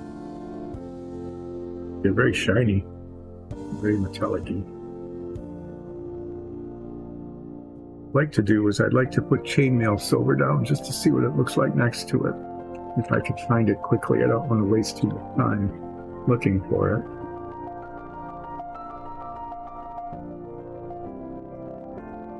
I happen to find it. I'd like to see how it compares.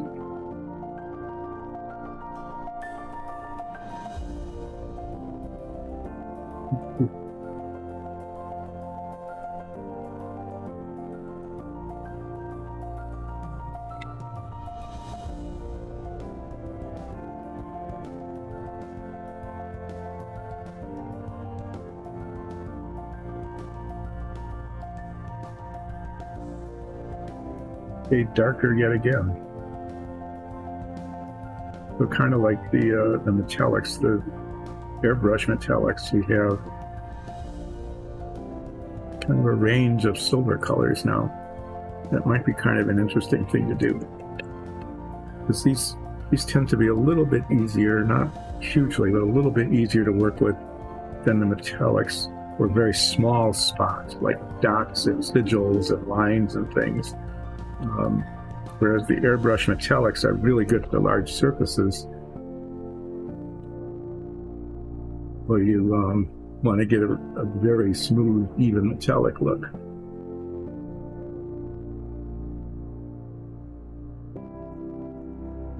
These are two blacks, and I'm guessing that the main difference, there might be a difference in the tone of the color, but the main one might be in the glossiness.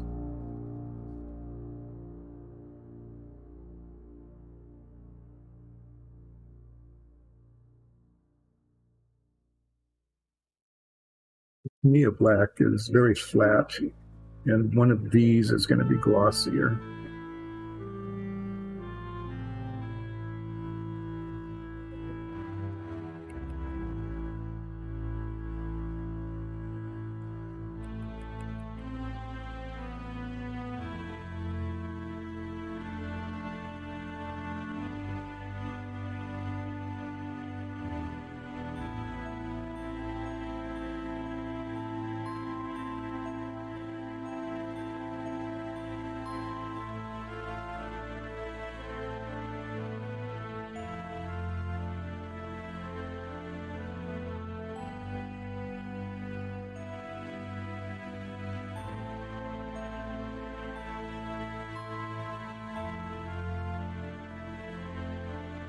See what happens when they dry.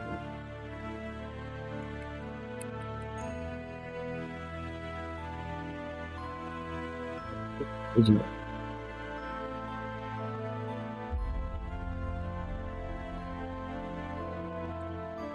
Yeah, so colors. I'm going to label these washes here.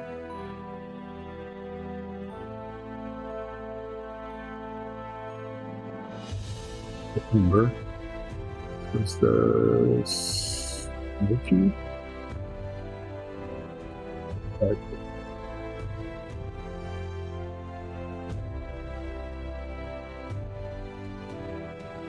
washes, they were quite different.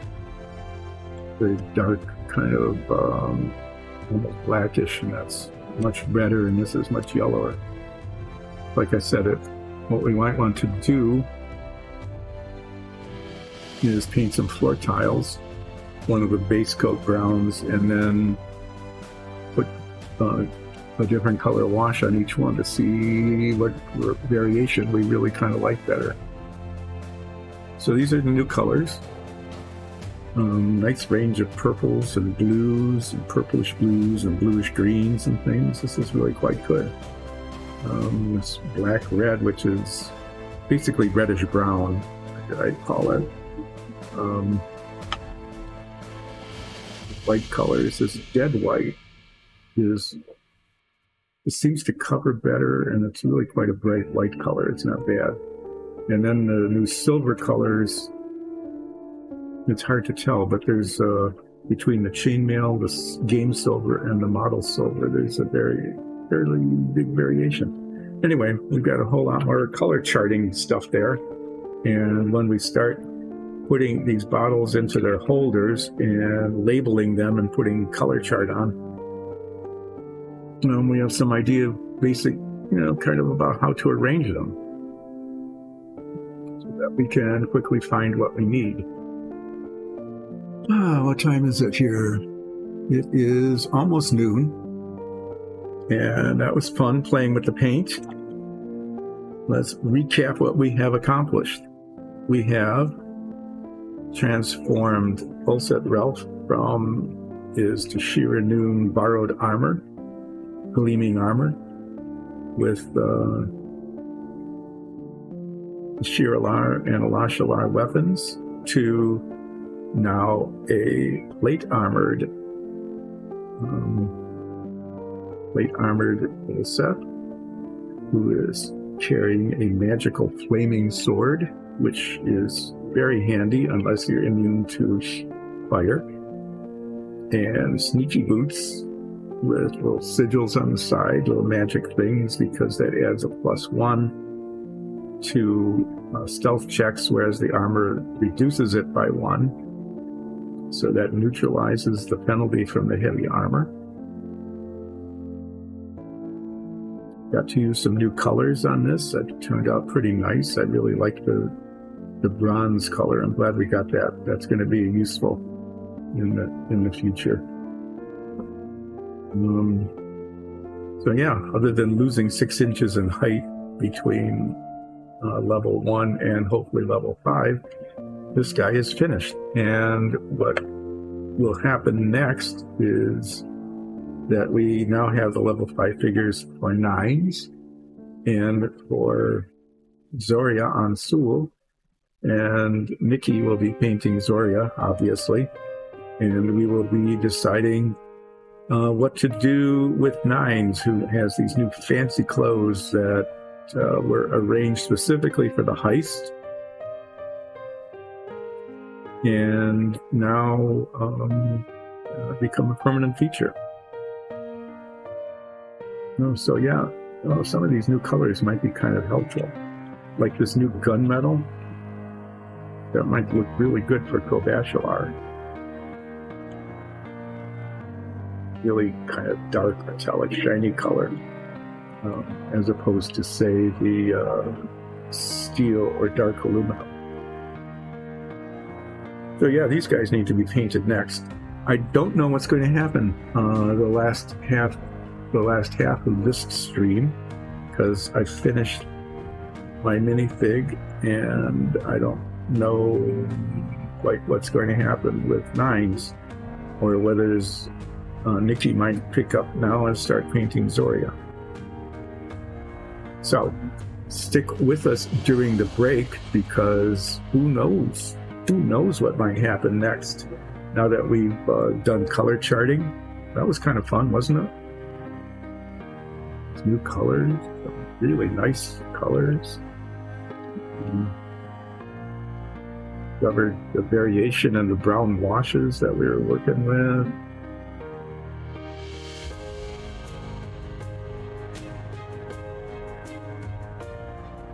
Range of greens and tans and reds and yellows. Pretty cool, actually. Yeah, so maybe next week after, as we get more of these paint holders finished, we'll take some time on this stream to actually show like the assembly and the sorting out and the installation and the labeling and so on of those, because I'm looking forward to that. It'd be a pretty cool way to store the paint, because right now this is how our paint is being stored.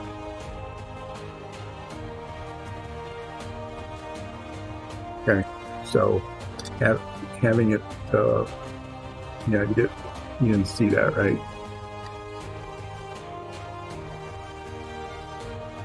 Having that stored in a way other than just scattered all over the top of the work surface, so that one has no work surface anymore. That might be kind of a nice thing. Anyway, there is going to be a short break, probably somewhere in the range of 10 minutes. Stick with us, and it will be a mystery about what will be coming up next.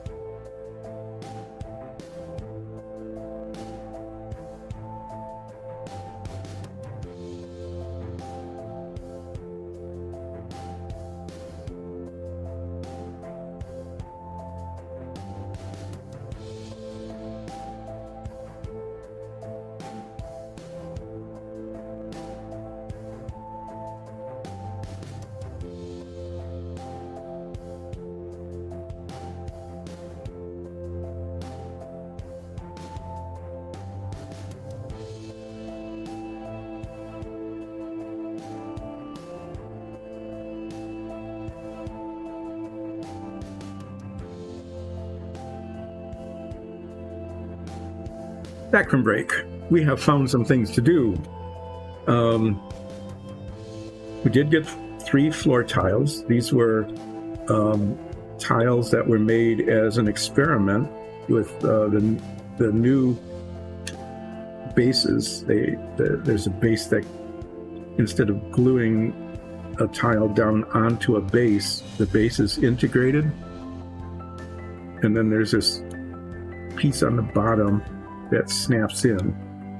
And these were tests, so they're not primed, but that's okay, because what I'm going to be doing is what I was talking about before, which is to paint them all up and then test the 3 different colors of washes to see how they look. So I'll be doing these in to me a flat earth, which is the color that we frequently use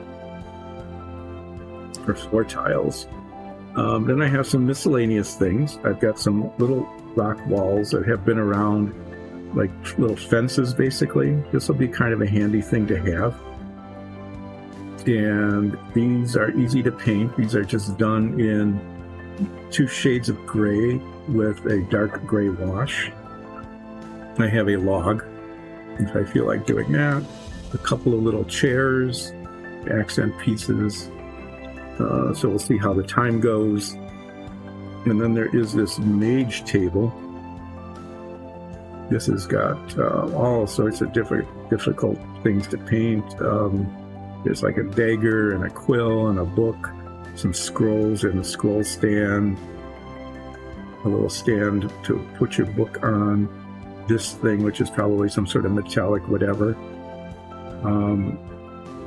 But one of the scrolls is loose. So what I'm going to do first, before anything else, is get out a little bit of Gorilla Glue. I would normally use I would sometimes use an epoxy on this, but it's not a rush to set up the 5-minute epoxy. So I'm just going to, I can do like a little pinpoint.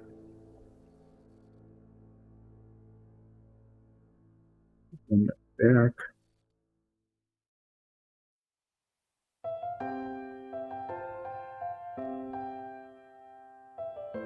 Glue in kind of from the inside, because if there's like a glob of glue that shows. Usually I'm going to use a toothpick and try to get just the tiniest little spot of glue.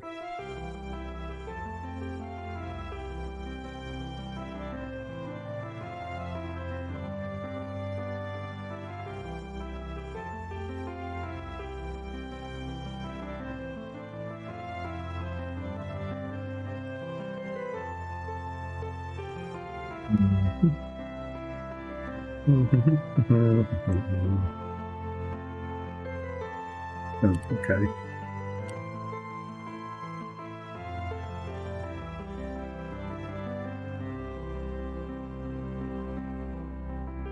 And it's not coming out. Why not?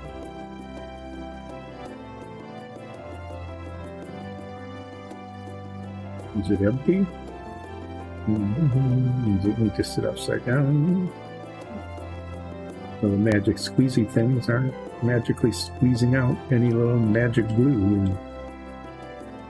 There we are.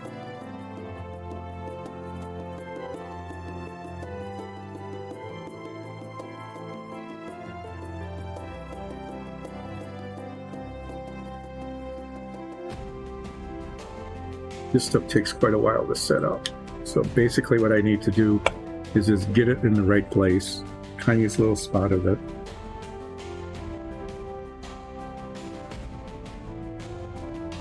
And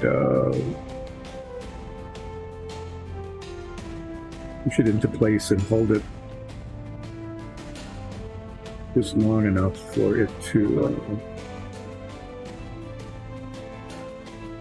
and if it just sits in the right spot, it'll dry overnight. It'll set up overnight, and it'll be fine. And this mess that's over on the side here, if I just spread it out, it looks glossy now, but when it's painted over, you won't see it. Basically, what I don't want is for it to be a lump textured. Clear that away and spread it around. Make sure it's not an issue.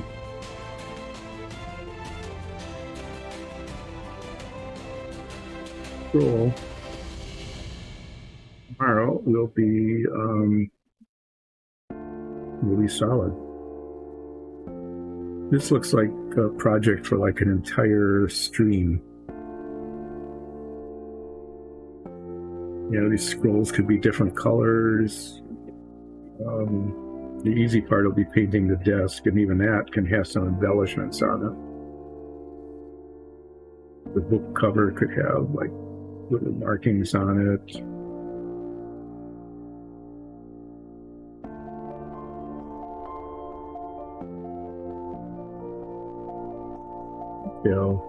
Yeah. If I could figure out what that is supposed to be, maybe a candelabra or something. The rest of this is pretty straightforward, but it would take a fair amount of detail work. So this might be kind of interesting to mess around with on the stream, maybe Friday if I'm on. Again, if not next week. So what we're going to do with these is we're going to be doing some testing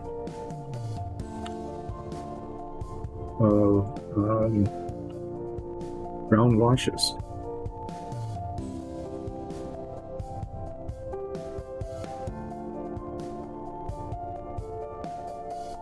Ordinarily, when we would paint these, we would make sure that we painted the sides as well.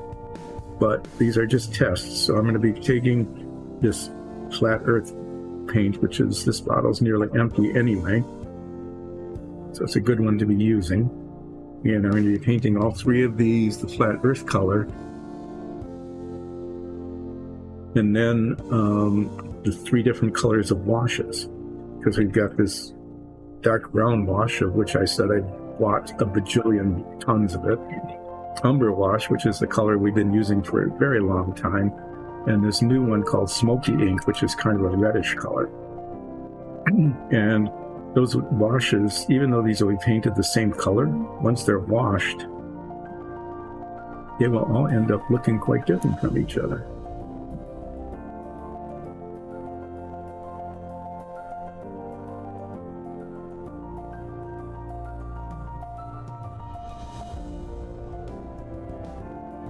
I'm going to paint these, and while these are drying before I wash them, I'm going to start working on these little low-lying stone wall fences and putting the base color in.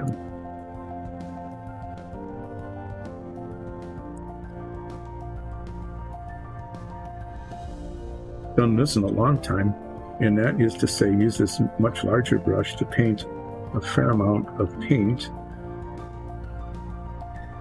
a lot of paint onto a surface. When we were painting dungeon tiles, we did this all the time. And this should just about empty this jar.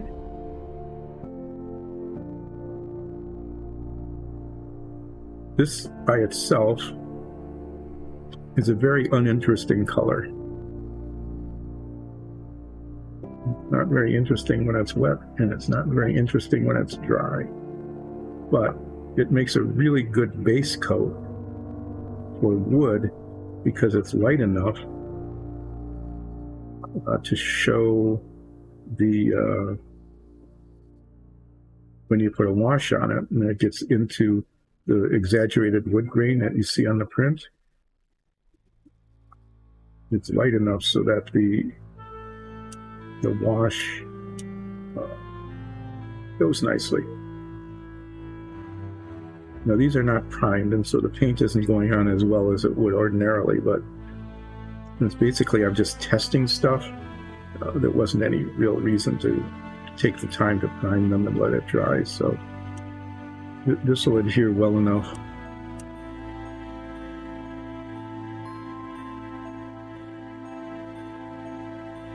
At least for what we're doing.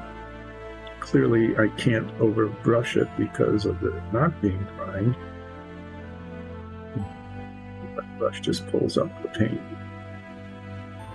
So I'm not going to be real picky about coverage here. Obviously that is a waste of time. I just want to get it on fairly even.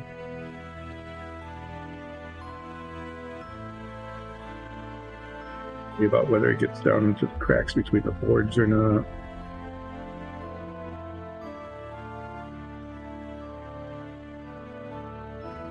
I want it to be a fair test of the washes.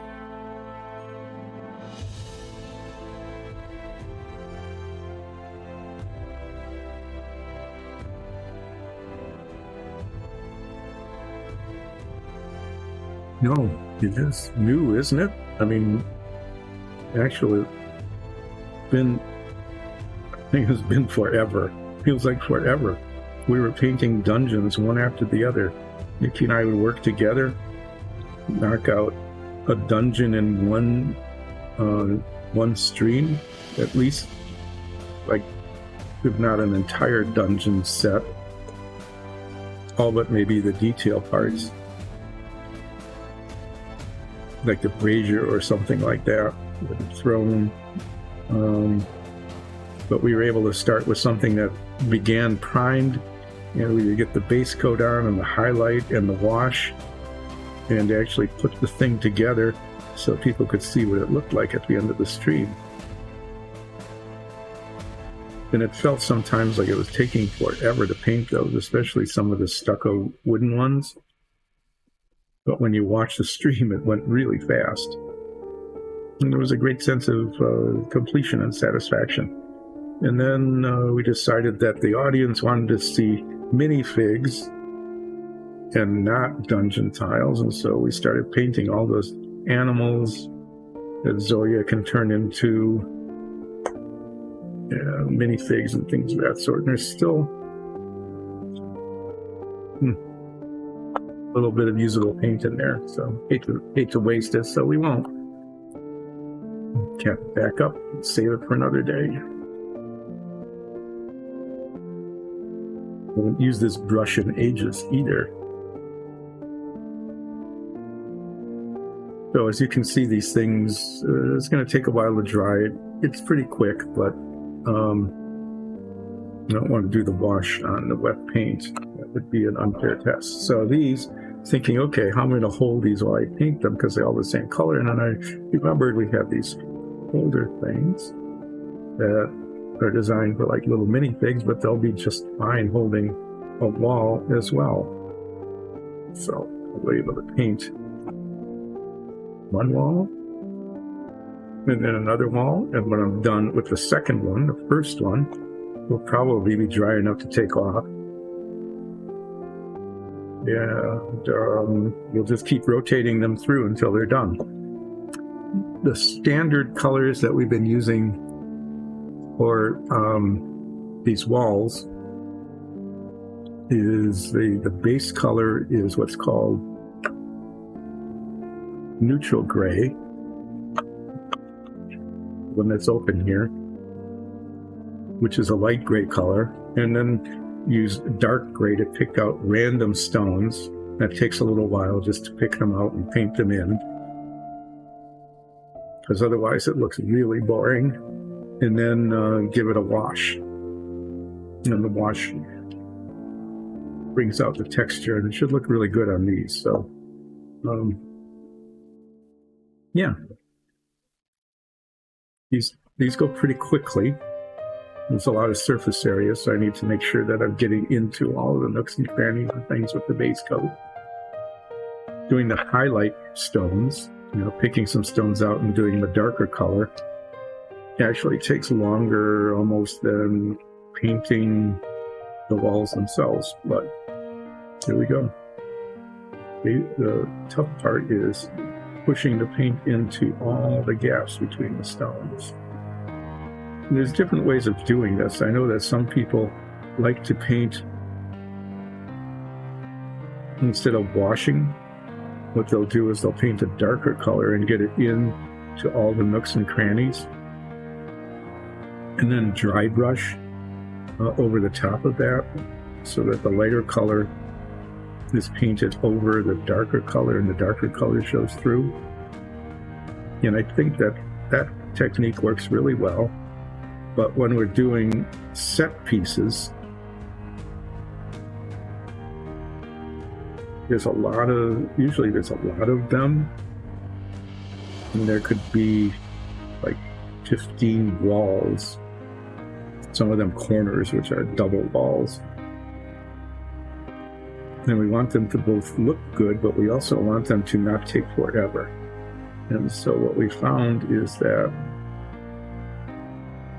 painting a lighter base coat,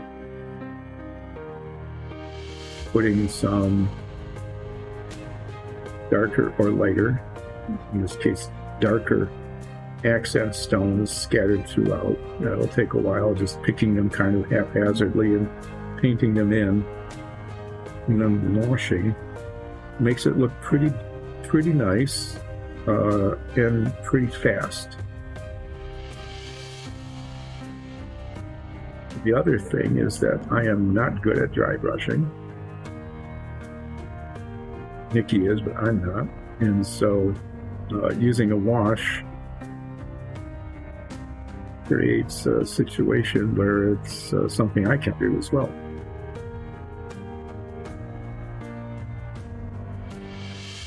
This is pretty good. People get to see, like, covering the surface area of something. This has been a long time since this has been done on this screen.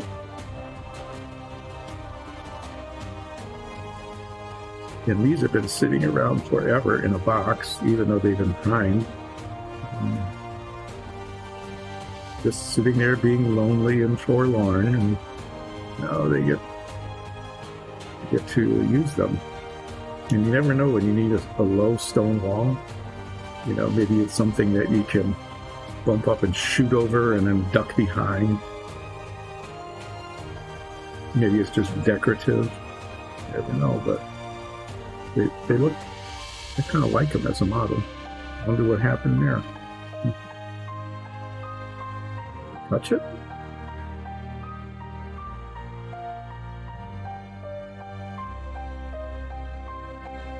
Like I did, but I don't recall doing that.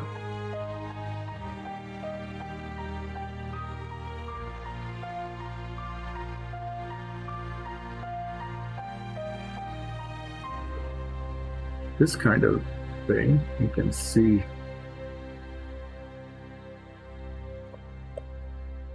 it, well, everything's falling right over. Yeah, nice.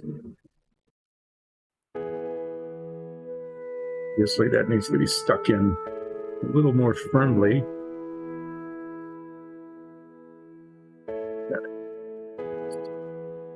I'll remember that before I start the next one. Yeah. So the Viejos have a lot of different colors, and they come in these little squeeze bottles. So you can't dip your brush in at all. You have to squeeze some paint out. But when you're painting miniatures, oftentimes you actually need like less than a drop. Even one drop out of that bottle into a palette is way more paint than you actually need for some of the detail that you paint.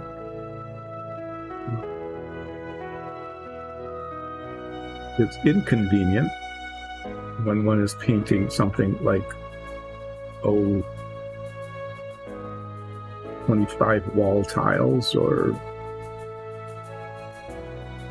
20 floor tiles or something, and there isn't much volume in those bottles. So these large bottles of Tamiya color,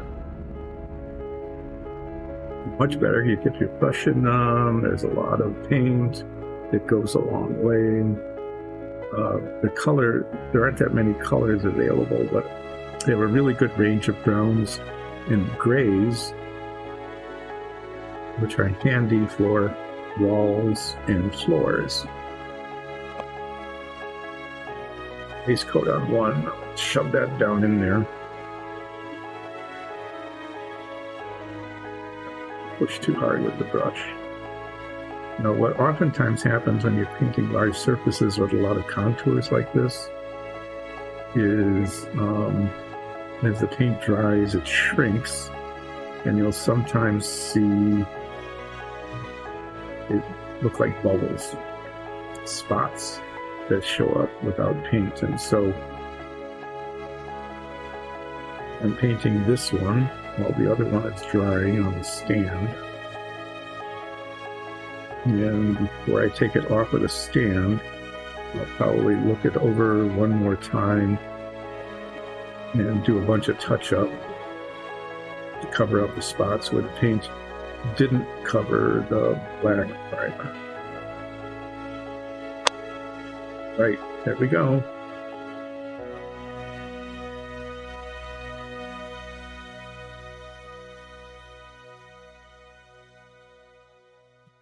The way of doing that.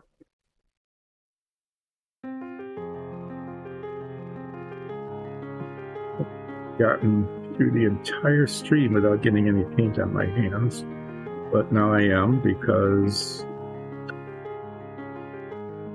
I can get back on.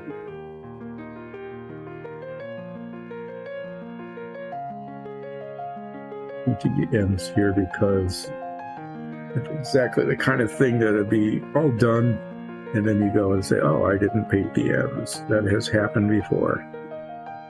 You know, you get a dungeon tile set done, you know, and you're all ready to do the washing, and then you look at it and say, oh, I missed an entire side of one of the tiles, because you have to paint them on both sides.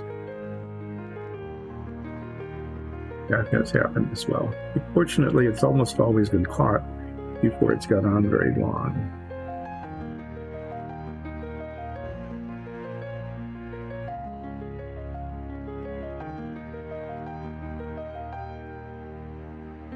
Swirly brush technique seems to be getting the paint into the nooks and crannies, all the spaces between the stones.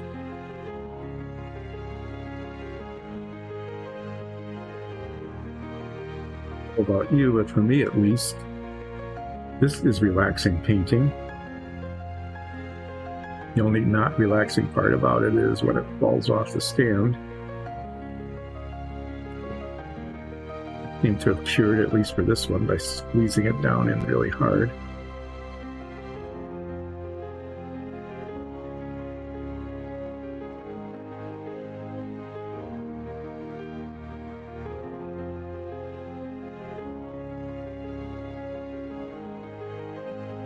We haven't done this kind of thing on this stream in ages.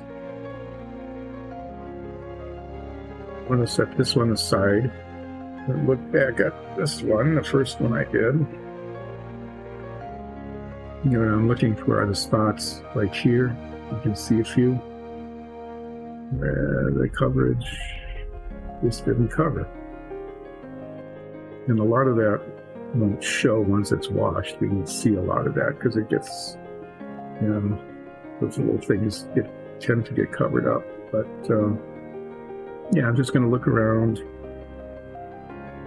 do little bits of touch up, and then I'm going to pick this up off I think it's dry enough that I won't get too much on my hand and too much not on the surface.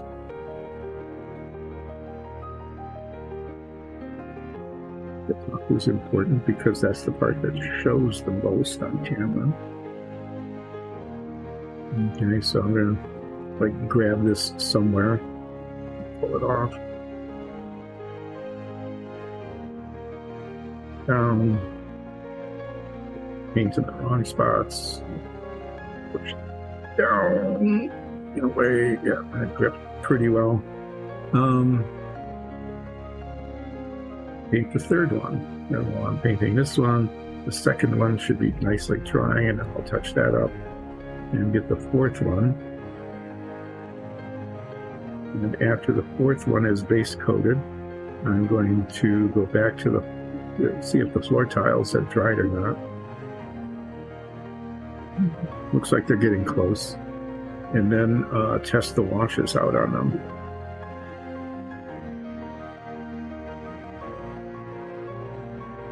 And while that is being done, these will dry enough that I can come back to them and start doing the haphazard selection of darker accent stones.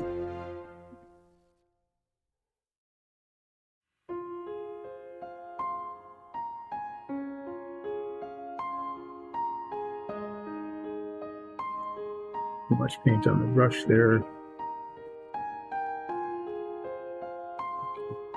Like here.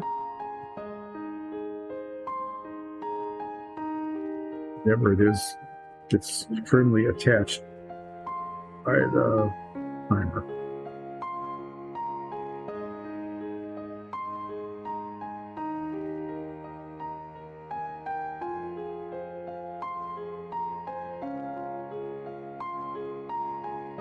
The thing that has been suggested,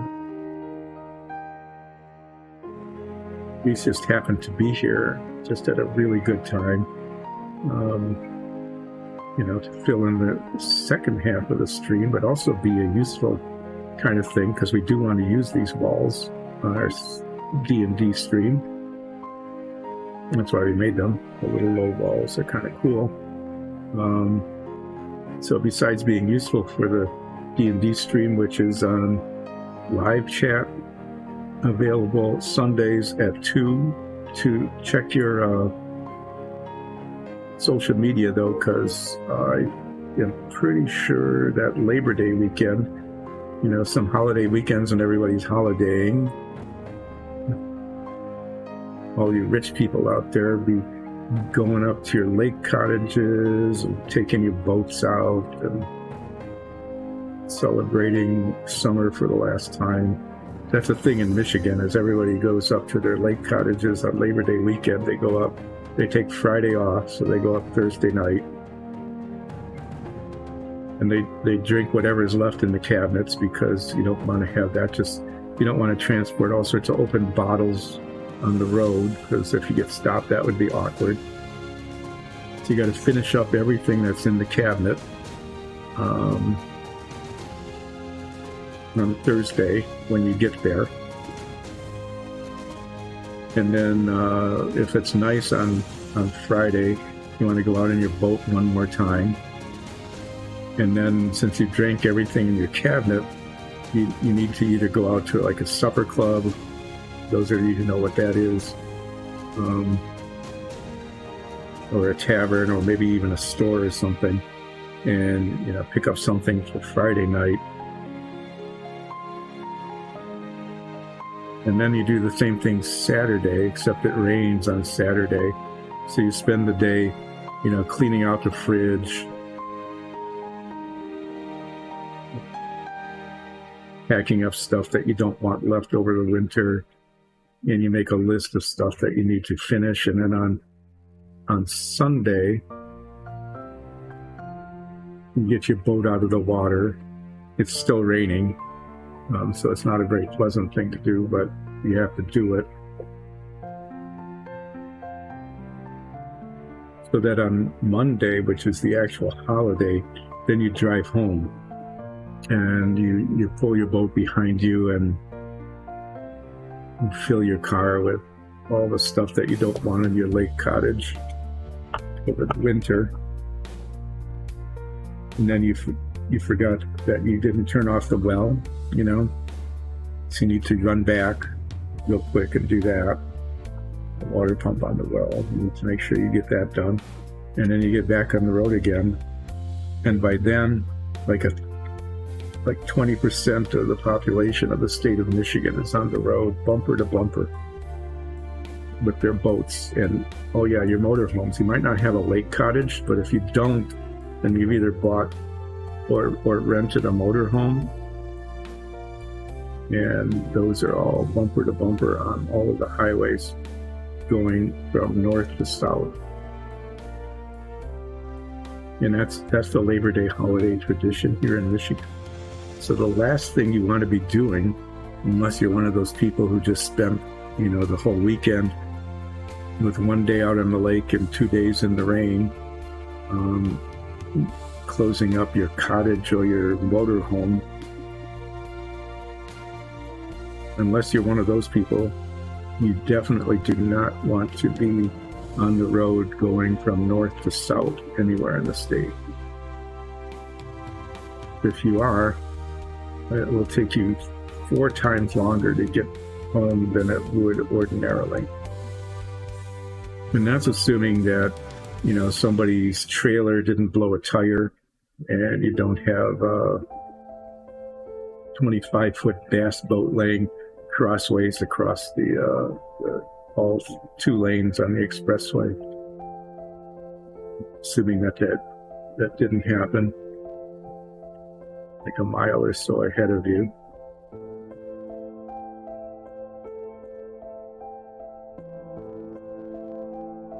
Really tired, and so you're letting your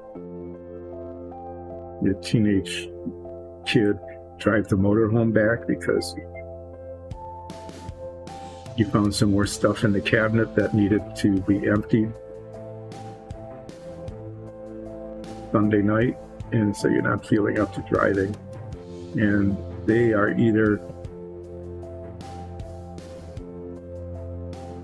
weaving in and out of traffic with your 30-foot long gigantic bus of a motorhome, weaving in and out of all the boats and things that are there, or they're afraid and they're moving at maybe 35 miles an hour, which creates a very slow-moving barricade in the road. Basically, it closes off an entire lane of the expressway and it backs traffic up. Those are relaxing ways of spending your Labor Day weekend instead of listening to our stream. And you could have been just at home, or a friend's apartment or something, listening to our Dungeons and Dragons stream on the holiday weekend, relaxing and enjoying yourself, because we're very witty and clever. And sometimes there's wonderful drama, maybe even combat. So, yeah, you could be doing that instead, but you're probably not. You're probably in some sort of motor home or boat trailer hell. So keep that in mind for the coming weekend. But I'm guessing that we're probably not going to stream because we just know that too many people all over the country. We have some international listeners, but for the most part, they're in the U.S. And we know that a lot of them are going to be doing that kind of Labor Day weekend tradition kind of thing. Okay, so I'm just going to leave these on here right now. They're going to dry.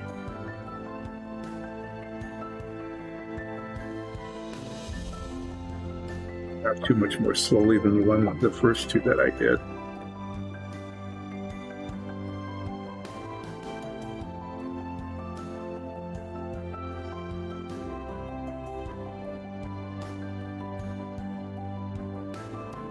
Checking the floors, it looks like you're not quite.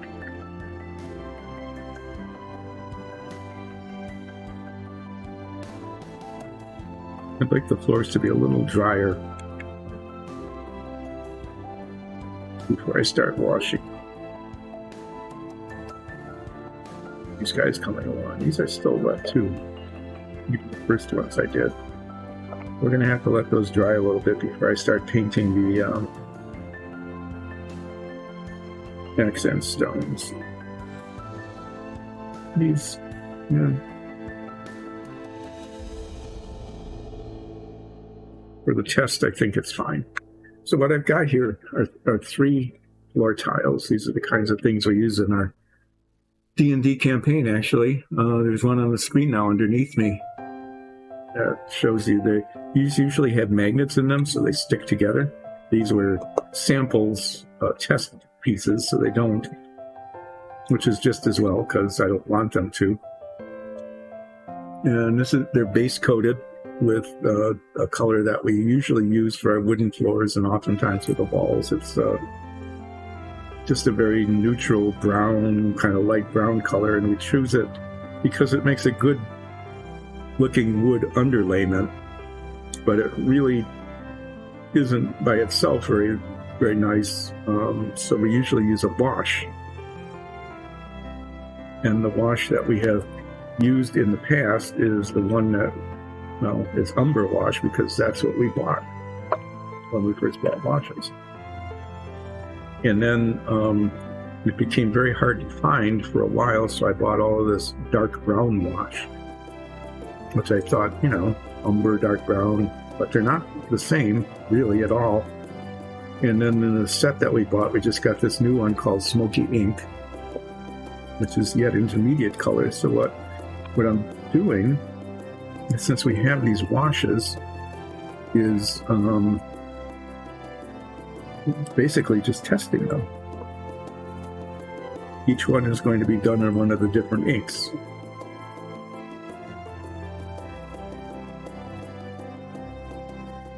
It'd be nice if I could label them too, so that, later could look at them and say, oh, that's the one we like. I wonder which one that was.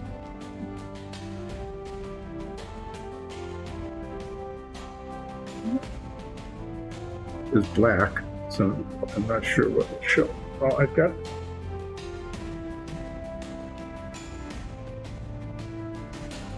ones, and one of them is actually white. And I've used this before. Actually, it was very handy when I was modifying some black bookcases that I could use it to mark. So this one is umber. Oh, umber. This one is going to be smoky.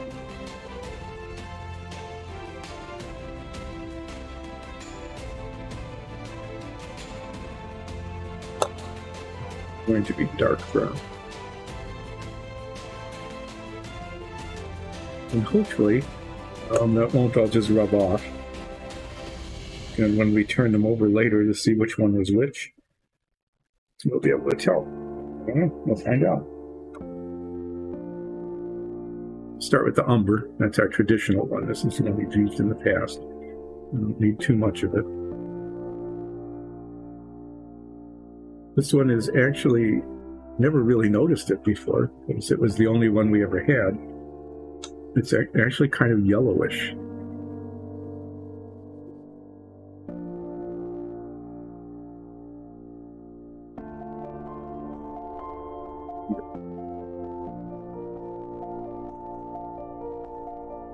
Compared to the others, it's actually kind of greenish and yellowish. It's interesting.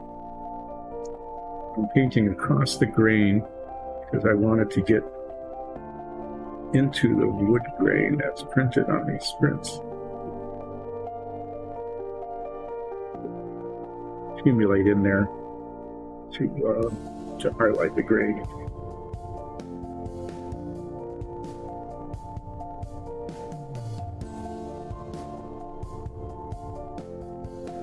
Most of the washes we bought were in those larger bottles. You need a fair amount of it. No, great. It says smoky, but I'm doing umber. So, yeah. I very carefully labeled the bottoms of these and then ignored the label. Pretty nice. What I'm going to do is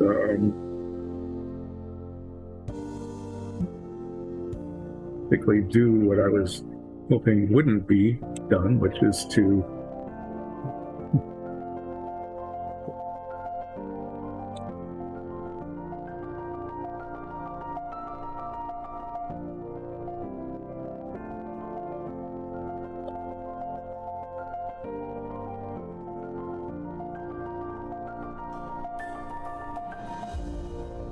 that was just really poorly done, you know.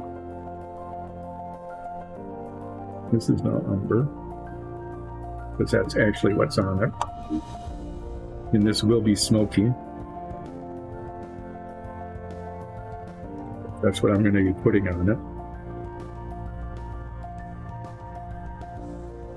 This one's going to be dark brown. Put that aside. So I'm going to pull out the smoky here.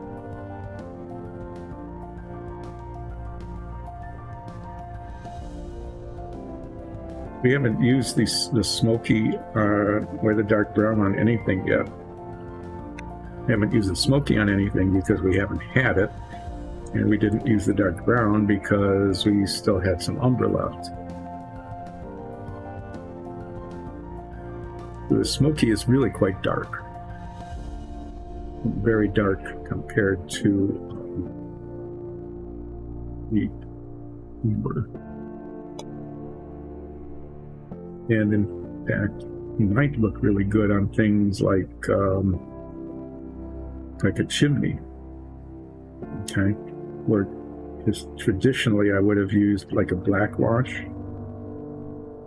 on the mantle for the smokiness, but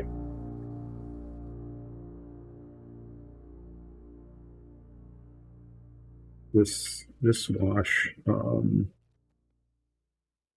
you know, wood smoke is kind of brownish, not necessarily black. It's definitely a very different look than the umber.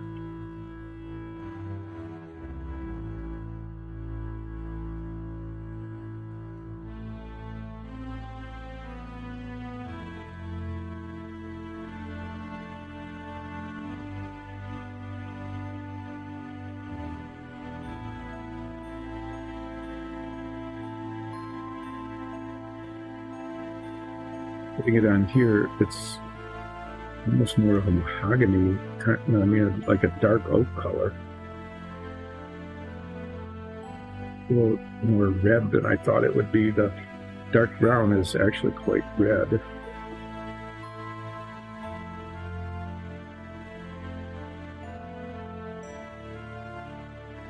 Smoky is the one that's red. Looking back at the chart, so this is really kind of nice. I like how this looks. We might end up using this, assuming we can get more if we need it. We'll see what it looks like when it dries. Sometimes it's very different when it dries than we first put it on.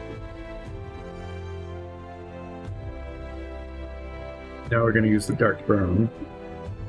And the dark brown is really quite dark.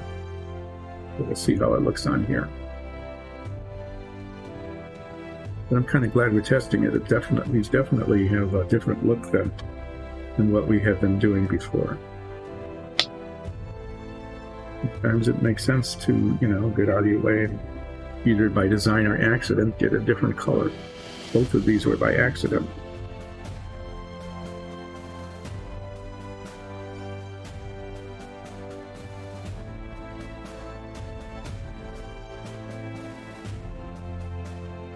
It's more transparent than I thought it might be, which is good.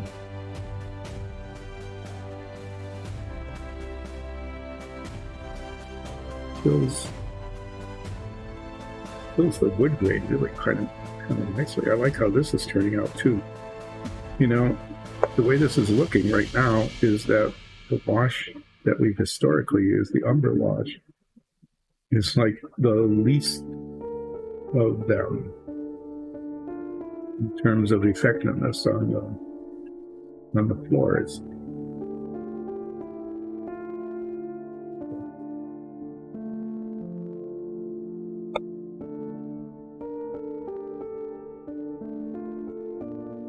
Be the best of the lot. Motif.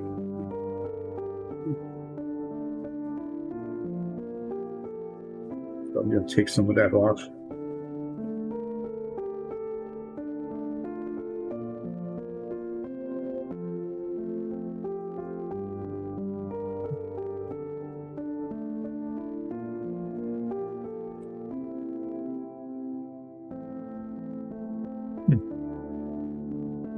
Some of these might, when we have the darker wood colors, some of the darkers like flat brown and things of that sort, they might even work on those colors. It might be worth doing some test swatches, so to speak, with those other colors as well.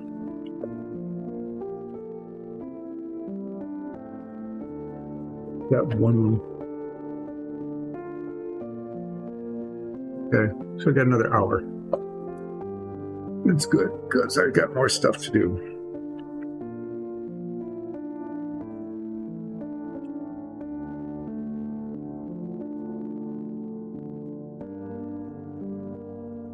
So when we get these paint holders that Alexis designed and that are being printed as we speak, and we get all these bottles of paint, and it looks like there's about 60 of them that are scattered all over the work surface so that I can't even set my mug down.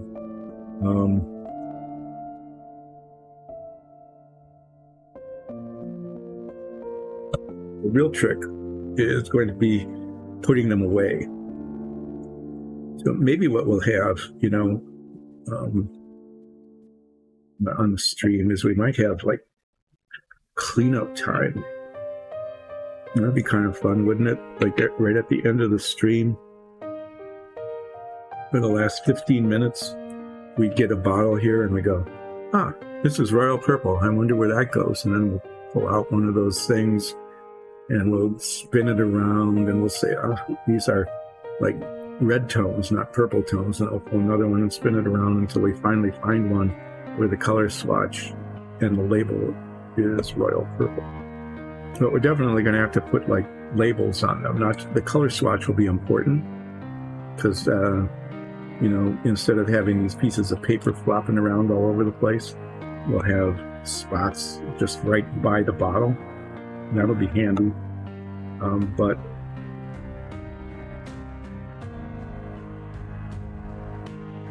I mean, since the paint in the bottle doesn't look like the paint that's dry, we'll have to figure out how to put some sort of word label. Well, so these are taking a while to dry, longer than I remember them taking, but we haven't done this stuff in a while, so we're gonna here you get the dark gray paint out. And we're going to start painting accent stones, and where I managed to rub the paint off on a couple of spots or where it didn't cover, those call out saying, paint me as an accent stone because I'm not painted.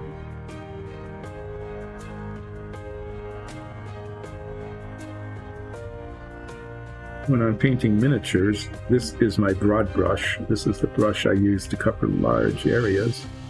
But when painting sets like this, I can use it for detail work because what counts as detail is really different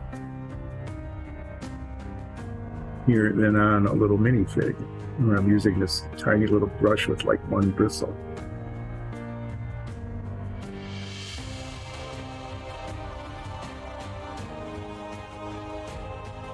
Yep. Dungeon tile days, this was called detail work. I never used the one with the tiny brush that I end up now using almost all the time.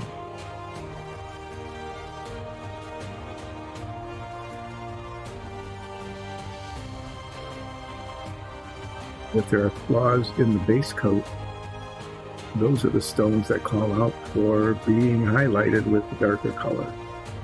Otherwise, I have to pull out the original paint again and touch them up. This is so much lazier.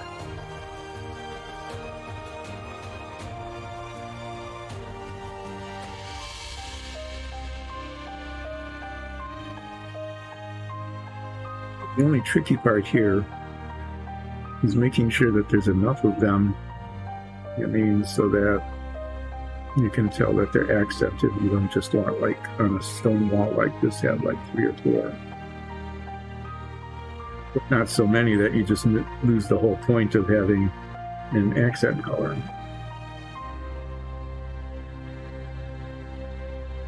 Every once in a while, it gets kind of tempting to paint like a pattern in. Hidden Mickey, or a diagonal or something that isn't hugely obvious, but once you see it, you know it's there, and you go, aha, that was clever, or that looks really dumb. Maybe I'll do that on one of these.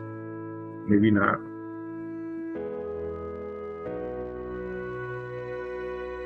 It's kind of going around picking out stones, not necessarily randomly, but haphazardly, and making them darker than the rest.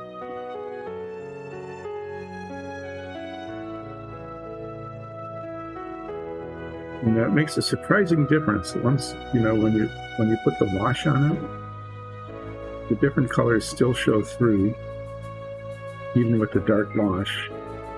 And it just makes the whole thing look just more interesting. The first time we did that, I was really surprised. What we're doing here is we're putting stones in the same color.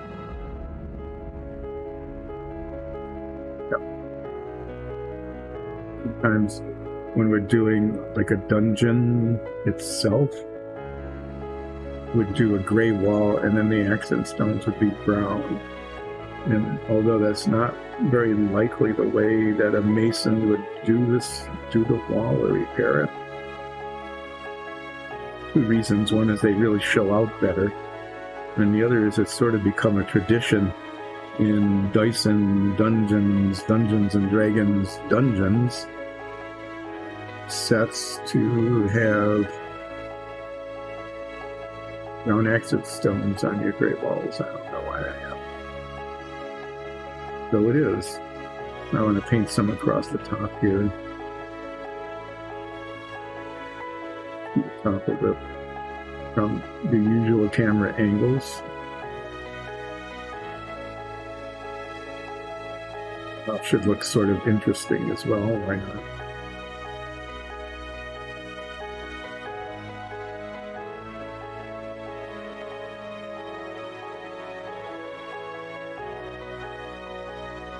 I didn't paint a lot of them on here, but they're scattered around enough so that adds a little bit of interest. Variation.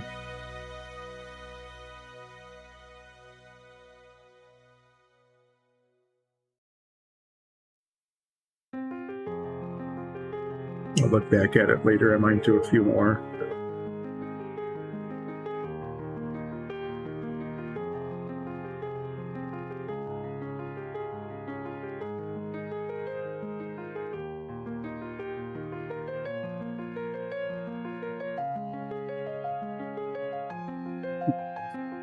Is drying a whole lot more slowly than I remember it when we were doing that.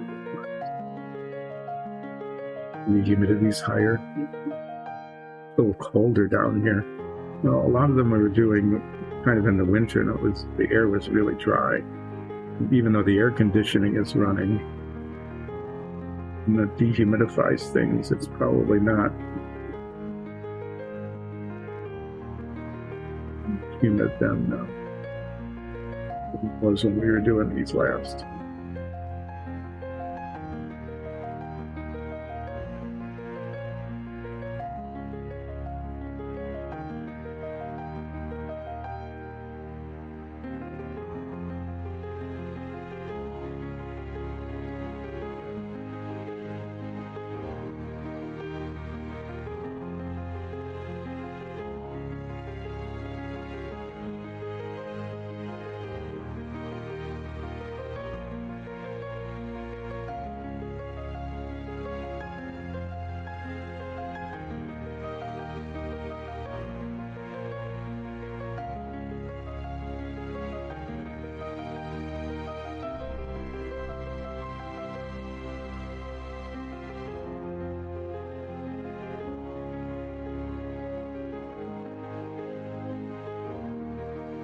Just see, does that look interesting enough, or should I put a few more in? I think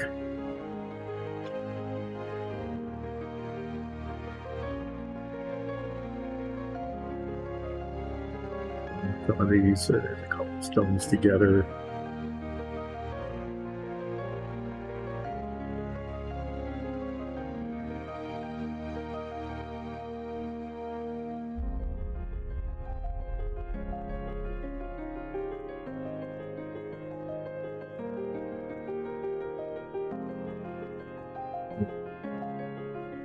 A few more rather than a few less. But, it's a stone wall. It should have variation in it.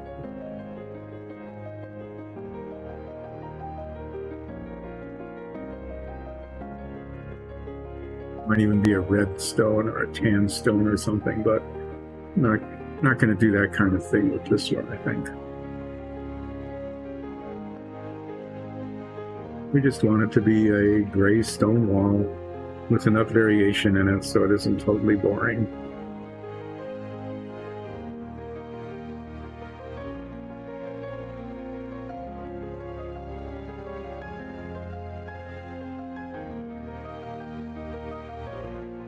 Eventually let the wash bring out what needs to be brought out a little bit later.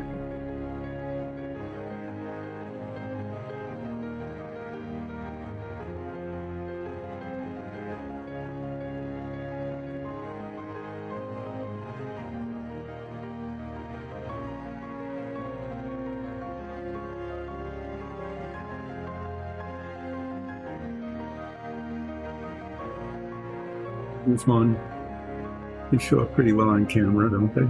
Yeah.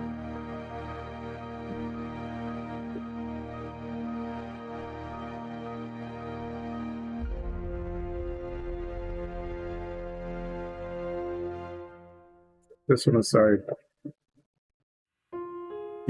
all four of these are the same prints, but we'll paint different stones on each one. So if they're next to each other, they look like the same wall.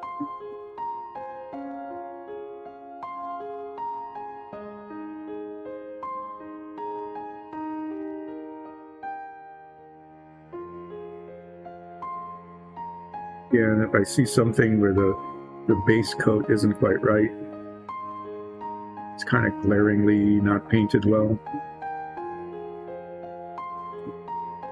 gray instead of going back to the original color. Unnecessary touching up.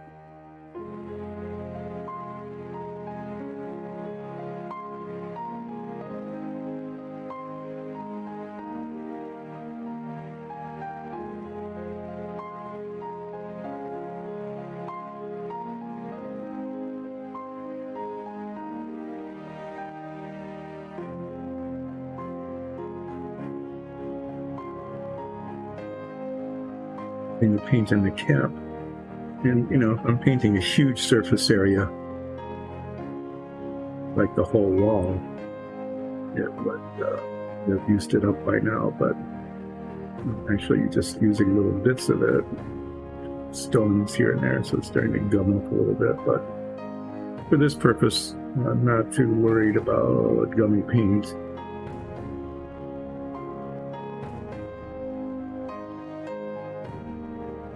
As it still comes off the brush.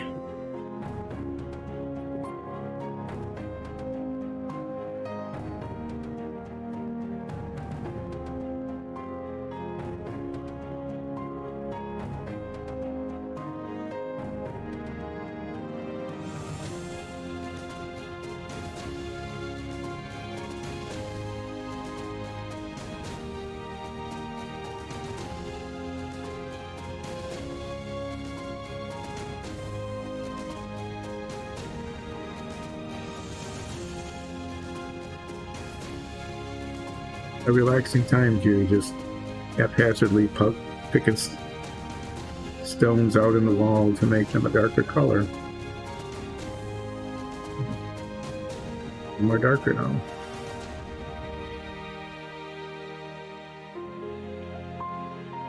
See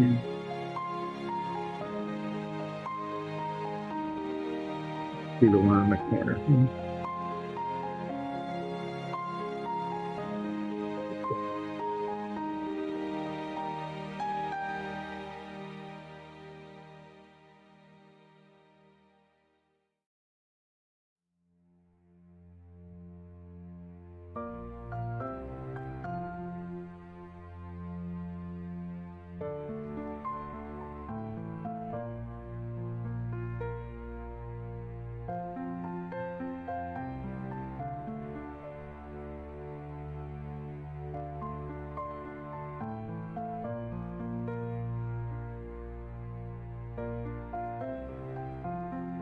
Around the top here, as I said before, the top tends to show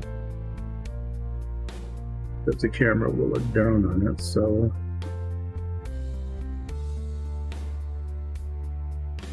some of these dark too.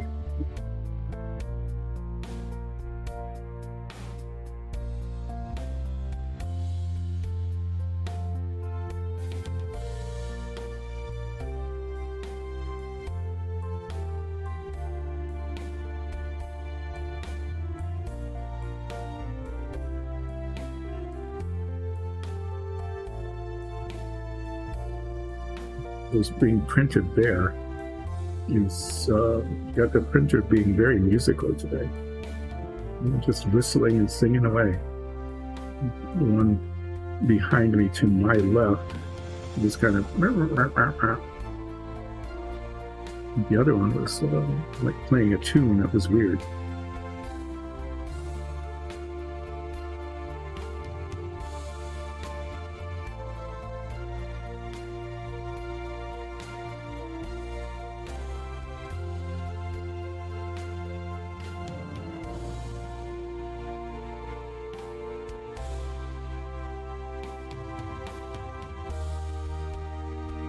You can see, I mean, just picking out some random stones and touching them up takes almost longer than changing the base coat in. It's not like you have to be extremely careful, but you can't just go cover it over.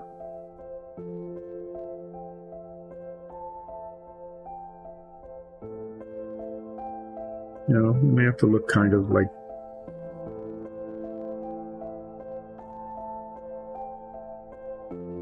this.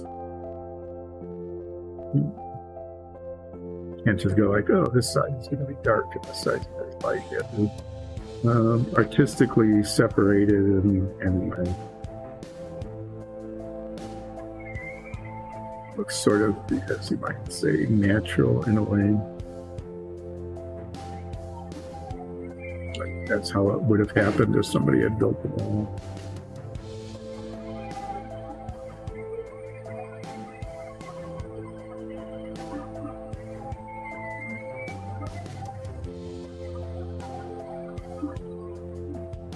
It's like playing a scale. I don't know if you can hear it, but it's definitely going up and down the scale. It's kind of fun.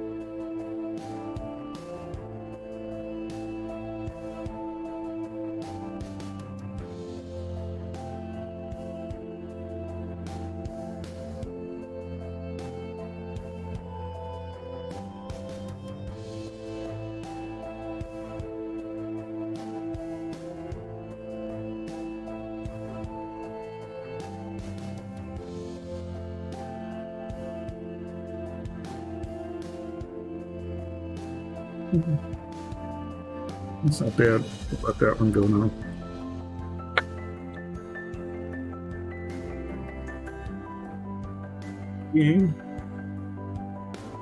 Do a couple more.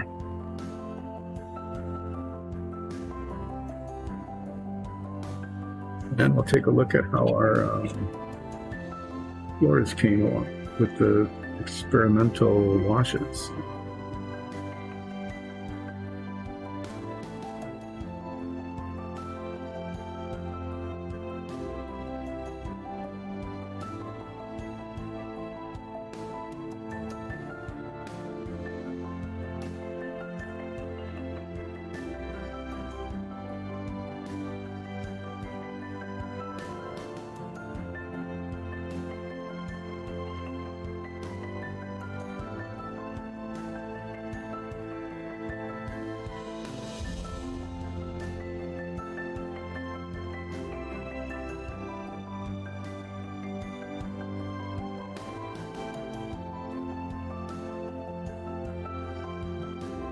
This is so relaxing, it's almost boring, isn't it?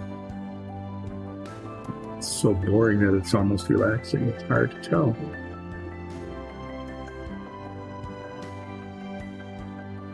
Yes, pick out stones and make them a darker color.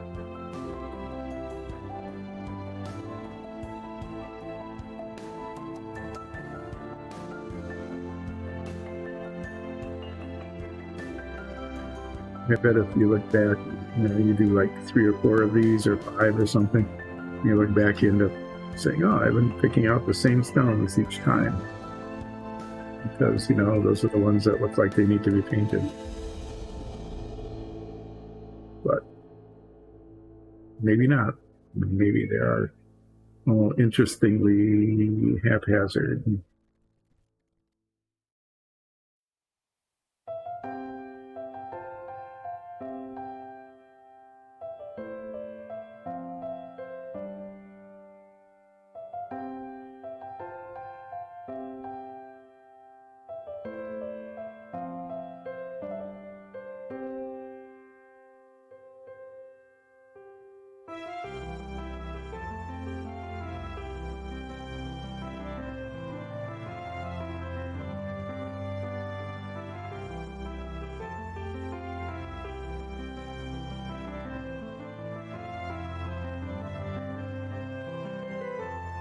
And you just look back and you see, that one needs to be darker too.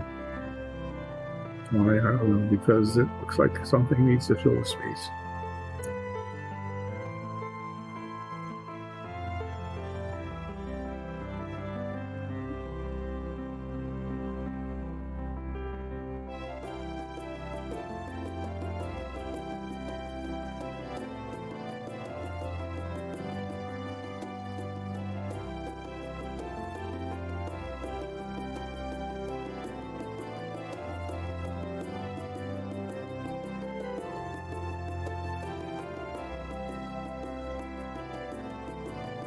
This is probably why Nikki and Alexis thought that instead of painting dungeon tiles and set pieces, it would be more interesting to watch someone painting minifigs. And I can't argue with that. This is this is an important thing because you want your set pieces to look nice, but it really isn't very interesting. I mean, it's relaxing, but not very interesting to just watch paint go on, making a couple of stones here and there darker than the rest.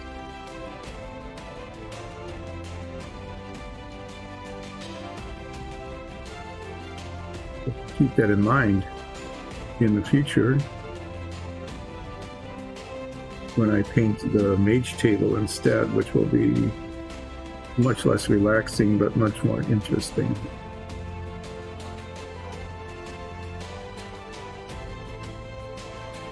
But I do have to say that testing out the washes on the floors turned out to be more interesting and useful than I thought it would. We will see when we bring them back on camera after I finish one more of these.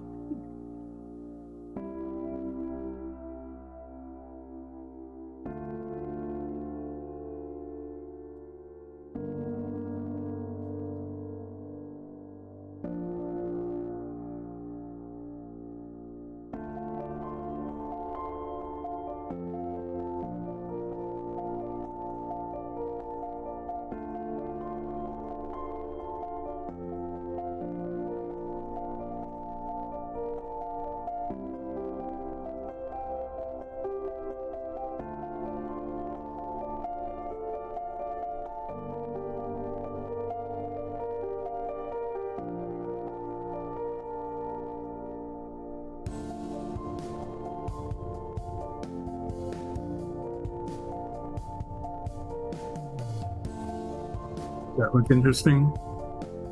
Not bad. But it shows up better on camera, like I said before, than it does here. So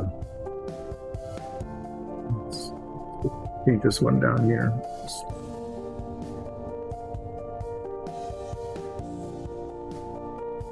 Okay, so that's that. And I got one more to do.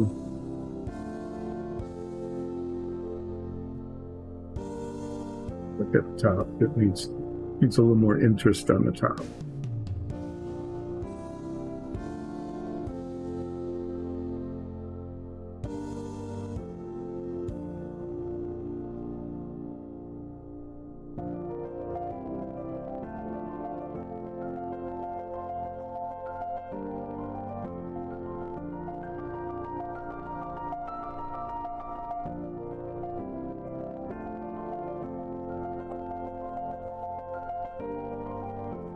See how those turned out.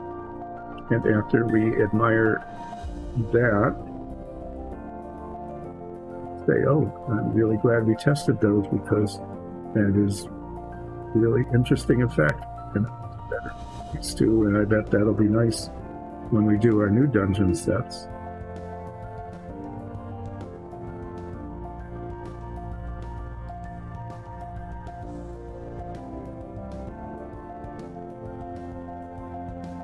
Do a black wash on these, and these will then end up looking much better.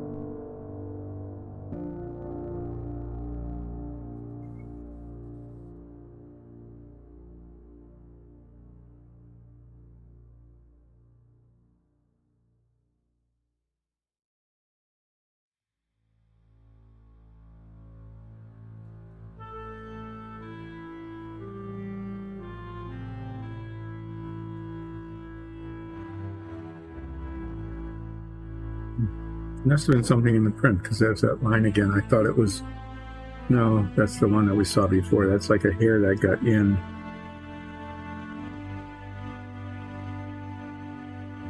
Into the pocket.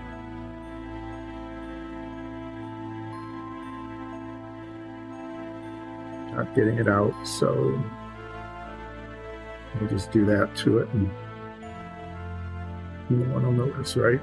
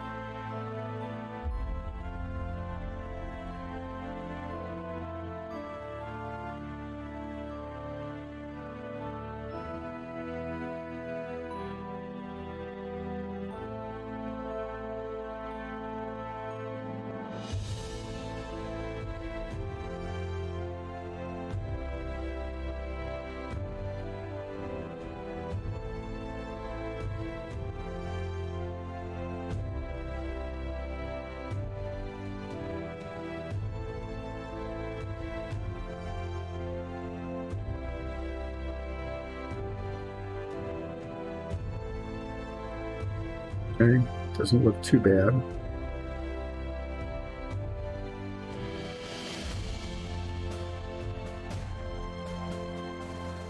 Good.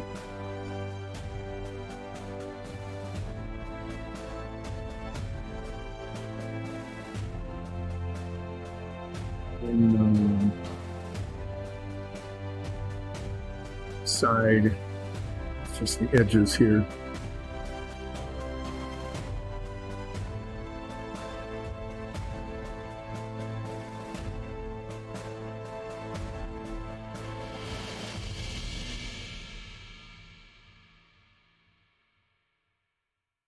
started this print, and then we'll look at the floors, make some aesthetic judgments about them, and then this will be dry enough to do a black wash on it, which is an essential finishing touch we have discovered. Kind of stone.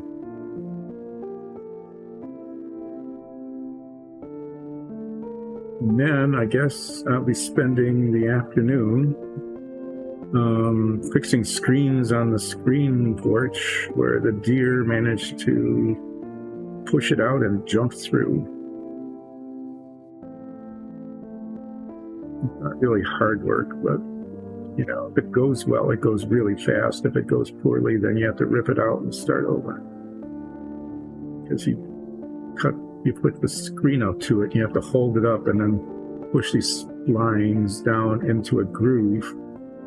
And if that goes smoothly, that's just fine. But if the thing that you're pushing the splines in slips and tears the screen and you get a mess, you can't reach or something. Anyway, it's a lot easier to do if it's just laying flat on a surface, but these are pretty vertical and they're kind of high up, so. But it needs to be done because you can't use the screen porch when most of the screen is not there. This is the point of having a screen porch, especially now that it's been really wet and now it's warm again and mosquitoes will be coming out.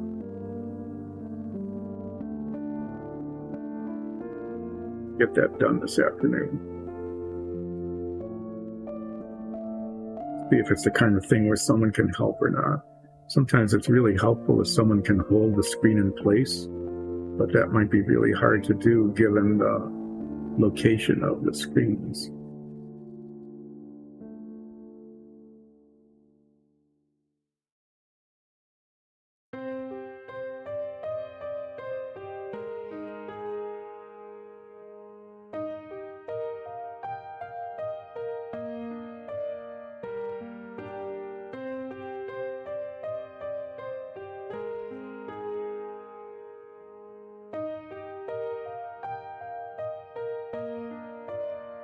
Okay.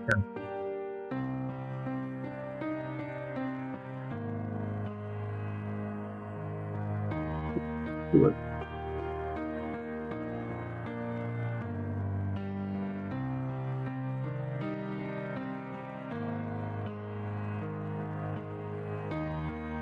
Okay. That's enough of that. We'll let those dry. Take those off and put the other ones on. Give them a wash.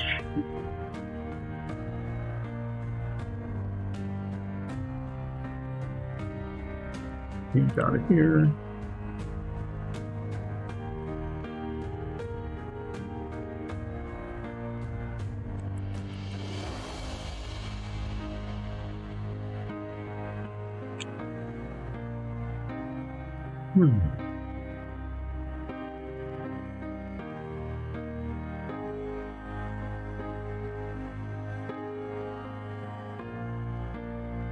So this was the floor with the umber wash.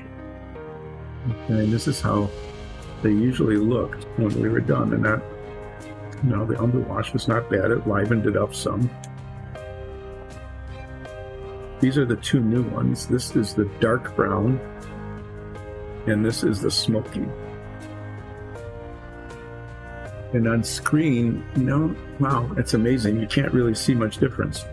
But when I'm looking at them, this is definitely different. This is much darker.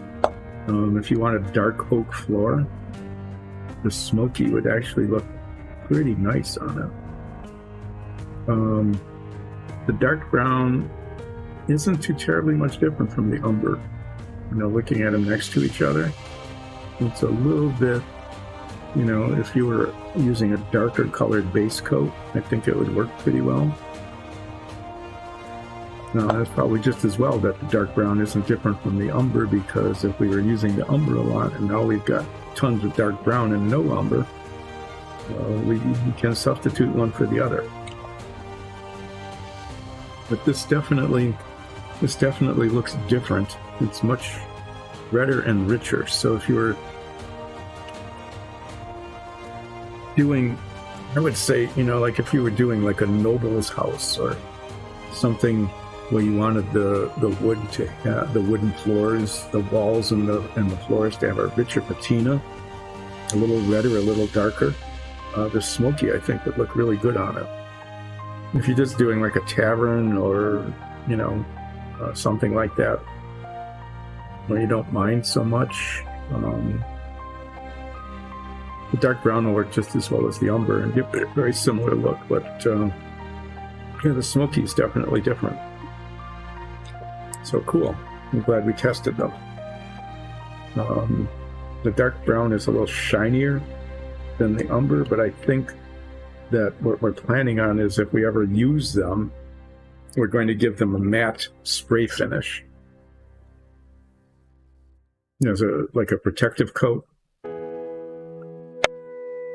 What I'm doing is I'm switching out the ones that are dry with the ones that aren't, because I'm going to be putting the black wash on. Who I did. So yeah, we're going to, the ones that will be in use or eventually maybe even sold on the store if someone wants them painted, we have a matte spray coat. It's a protective coat that gives it kind of a nice uniform, but not shiny surface. It works well. Okay, so what I'm doing here now is moving some of these things aside. I'm going to get out this bigger brush, this fat brush again.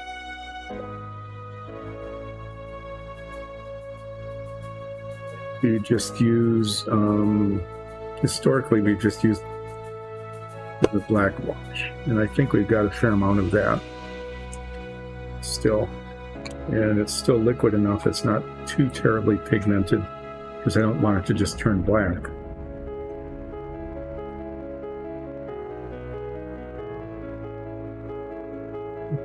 Actually needing a fair amount of this stuff.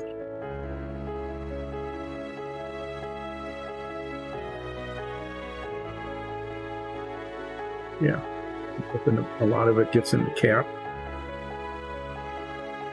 and it can spray all over the place. So if you watch what happens, this does get lighter as it dries.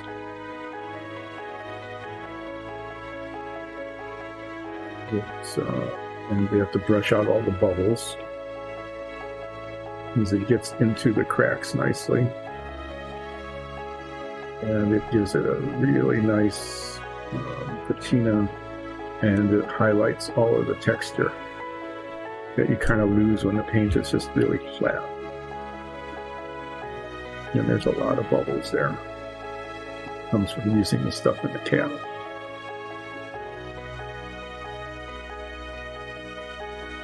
I'll come back to that in a little while and try to brush out the bubbles.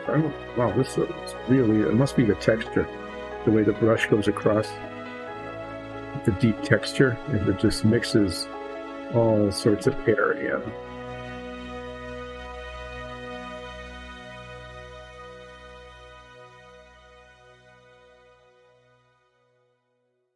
The idea here isn't to make it uniform, but also to not have spots. We don't want just big black spots.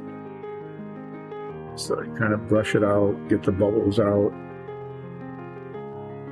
keep it from just having any areas that are just really dark. Kind of want it to settle into the crevices between the stones.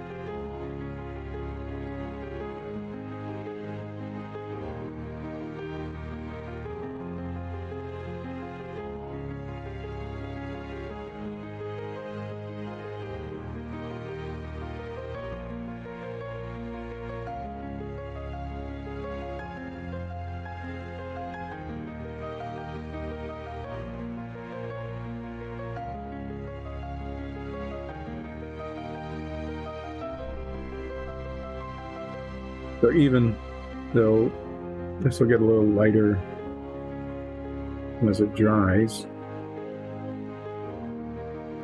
and a little less shiny, pretty shiny when it first goes on, you can see the difference between the very flat looking unwashed and the washed one.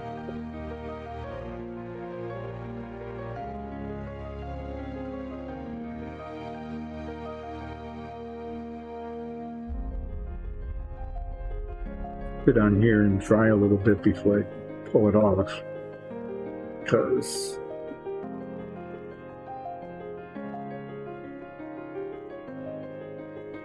it doesn't dry very fast. And there's a lot of solvent in the wash, and it's designed to stay wet a fairly long time so you can spread it around. Then it can stay sticky and tacky. Anyway,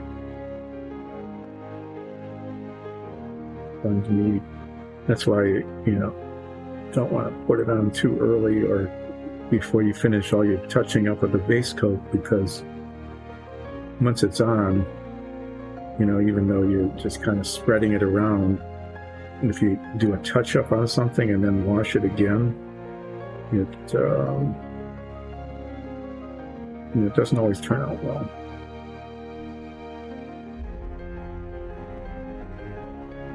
But as you can see, if you're not very good at dry brushing, like I'm not, or you want to move along more quickly than you can with careful dry brushing, you can get very much the same kind of effect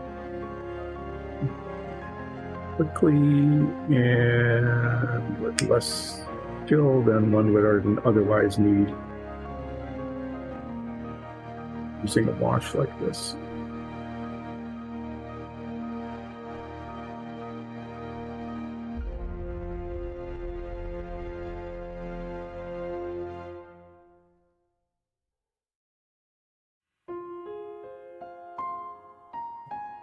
Getting into the brush a little more.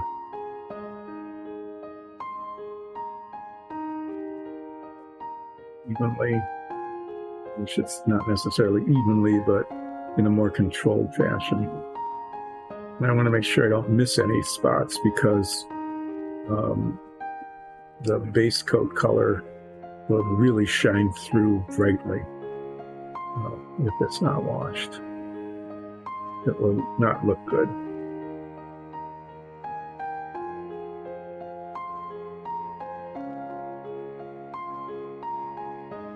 Always kind of nicely surprising that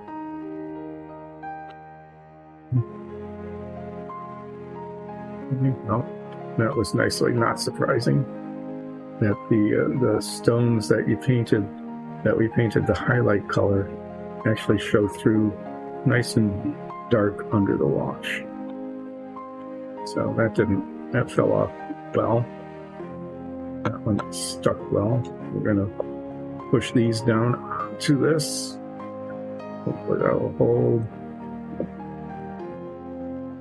So 30 at least, you can push them down without breaking anything. That's handy.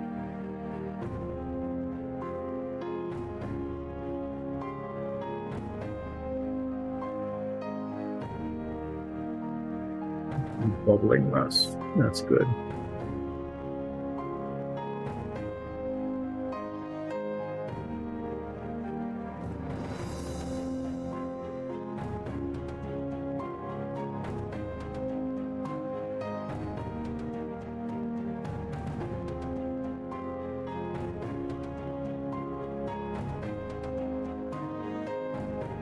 Down in little crevices and cracks.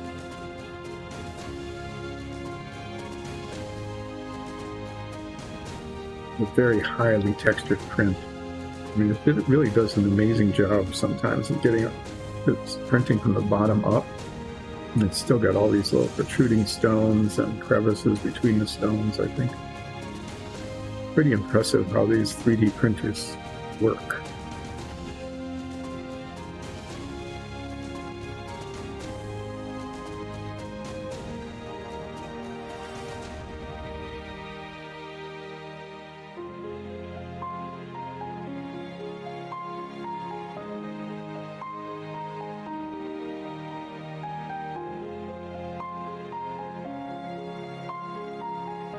I'm able to finish these walls, which is kind of nice.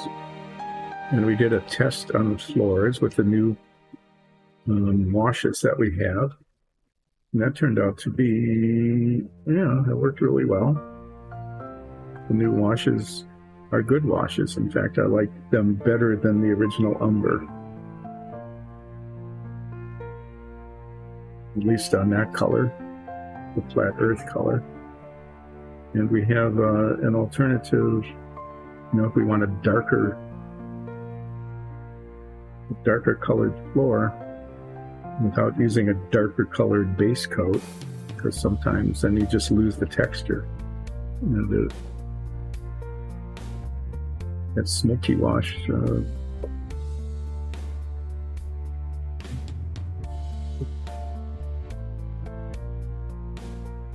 that was one that just came in one of the sets that we got. I never would have ordered it otherwise.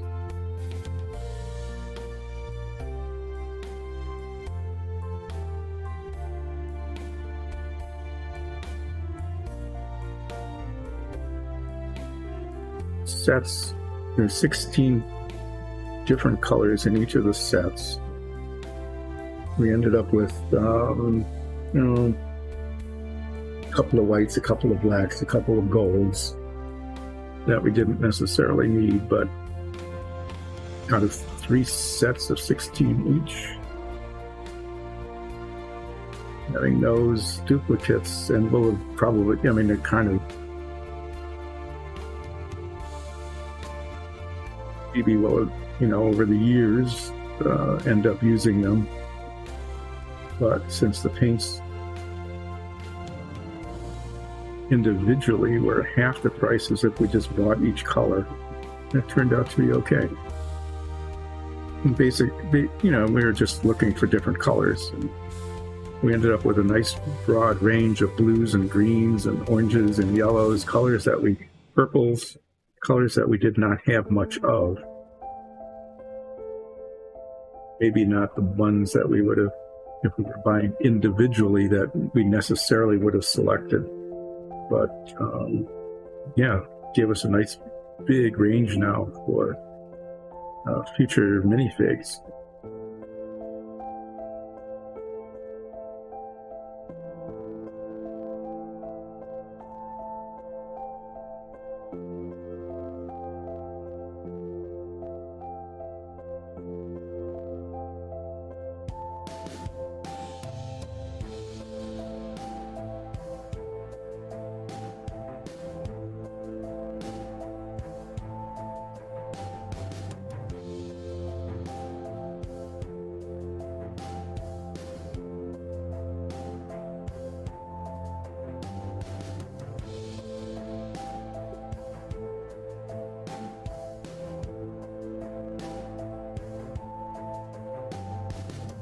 What you need to be a little careful about this is that as you get near the bottom of the bottle, even though if you shake them up, you can't stir them, because you can't get into them. So you have to shake them, even if you shake them up vigorously for a long time. As you get near the bottom, the pigment, there's a lot more pigment than when you were near the top, because it just settled down and didn't all get mixed in as well as you might want. And so, if you're trying to get uniformity of things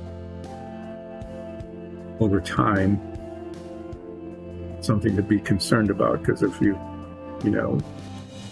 wash something with a newly opened bottle and then you move on to other projects and come back and decide that you want something to match what you had done a month ago, and your bottle is almost empty, and you put the wash on and you'll find it doesn't, it's way darker than what you wanted. We actually did that once. We found out the hard way and we had to repaint it. We had to put a new base coat on after the wash had dried, because it was just so incompatible with what we had done before.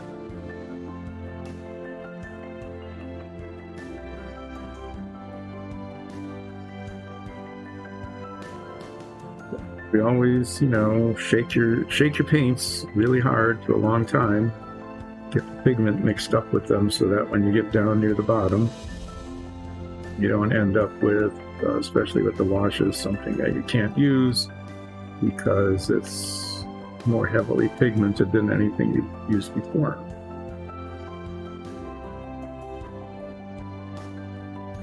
Going over this, I don't want the paint necessarily to be on the surface of these stones. I want it to be down between them.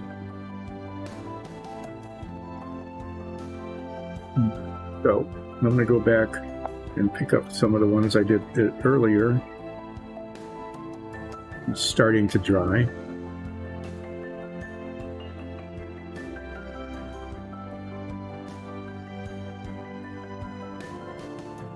Paint over it. What's going to happen is that it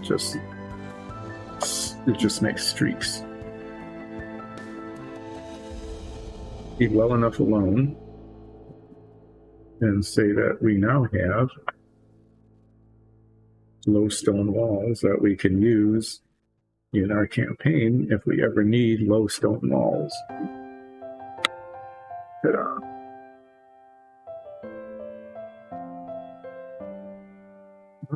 Look at that. Almost perfect timing, too.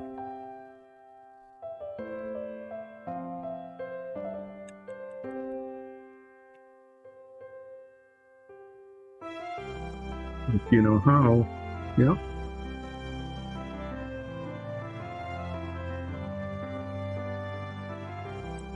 So, just to recap what we have done on relaxing painting today, is I have finished my level 5 ulseth Ralph minifigs, so if we ever level up, which we're promised will happen sometime in this decade,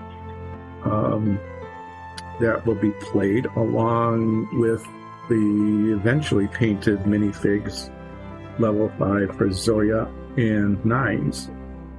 And I'm guessing that Nicole will be definitely doing Zoya because that's Nicole's character.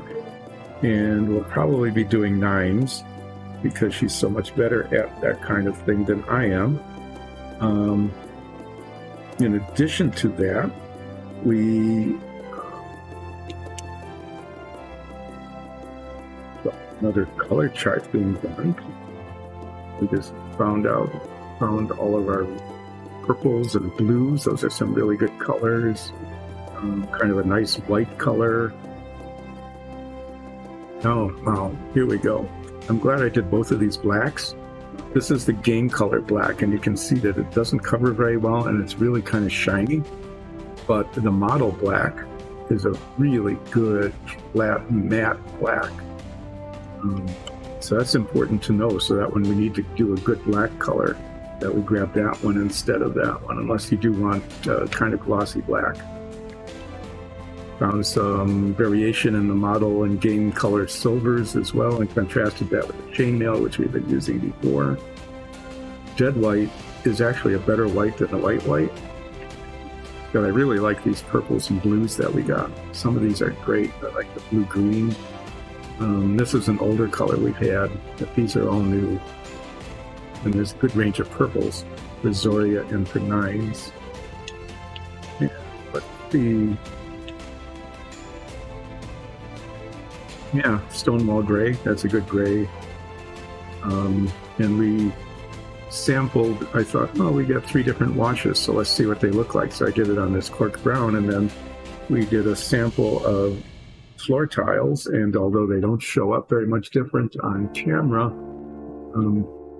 one of them is very much different. It's a lot redder and darker and richer than the brown. And we got 4 low stone walls completed. So that will wrap up pretty much what I'm going to be doing today.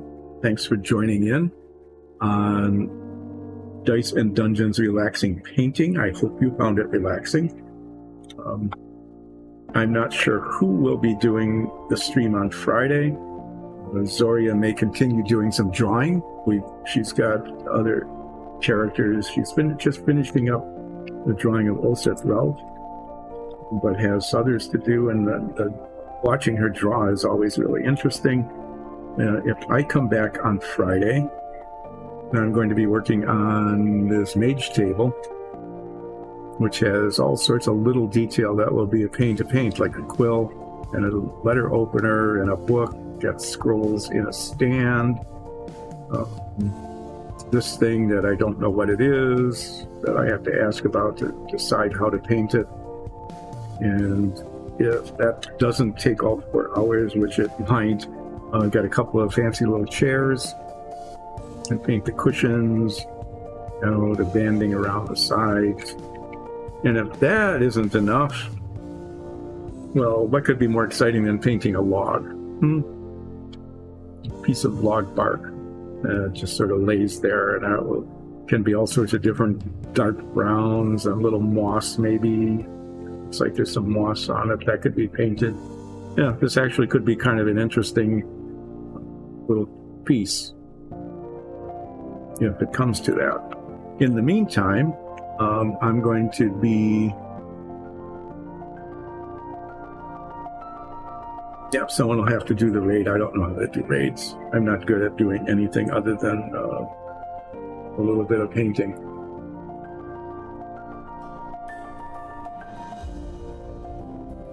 So, thanks for joining in. I hope the raid is successful. And one of us will be seeing you Friday from 10 until 2 for more relaxing painting with Dice and Dungeons. Thanks, everybody.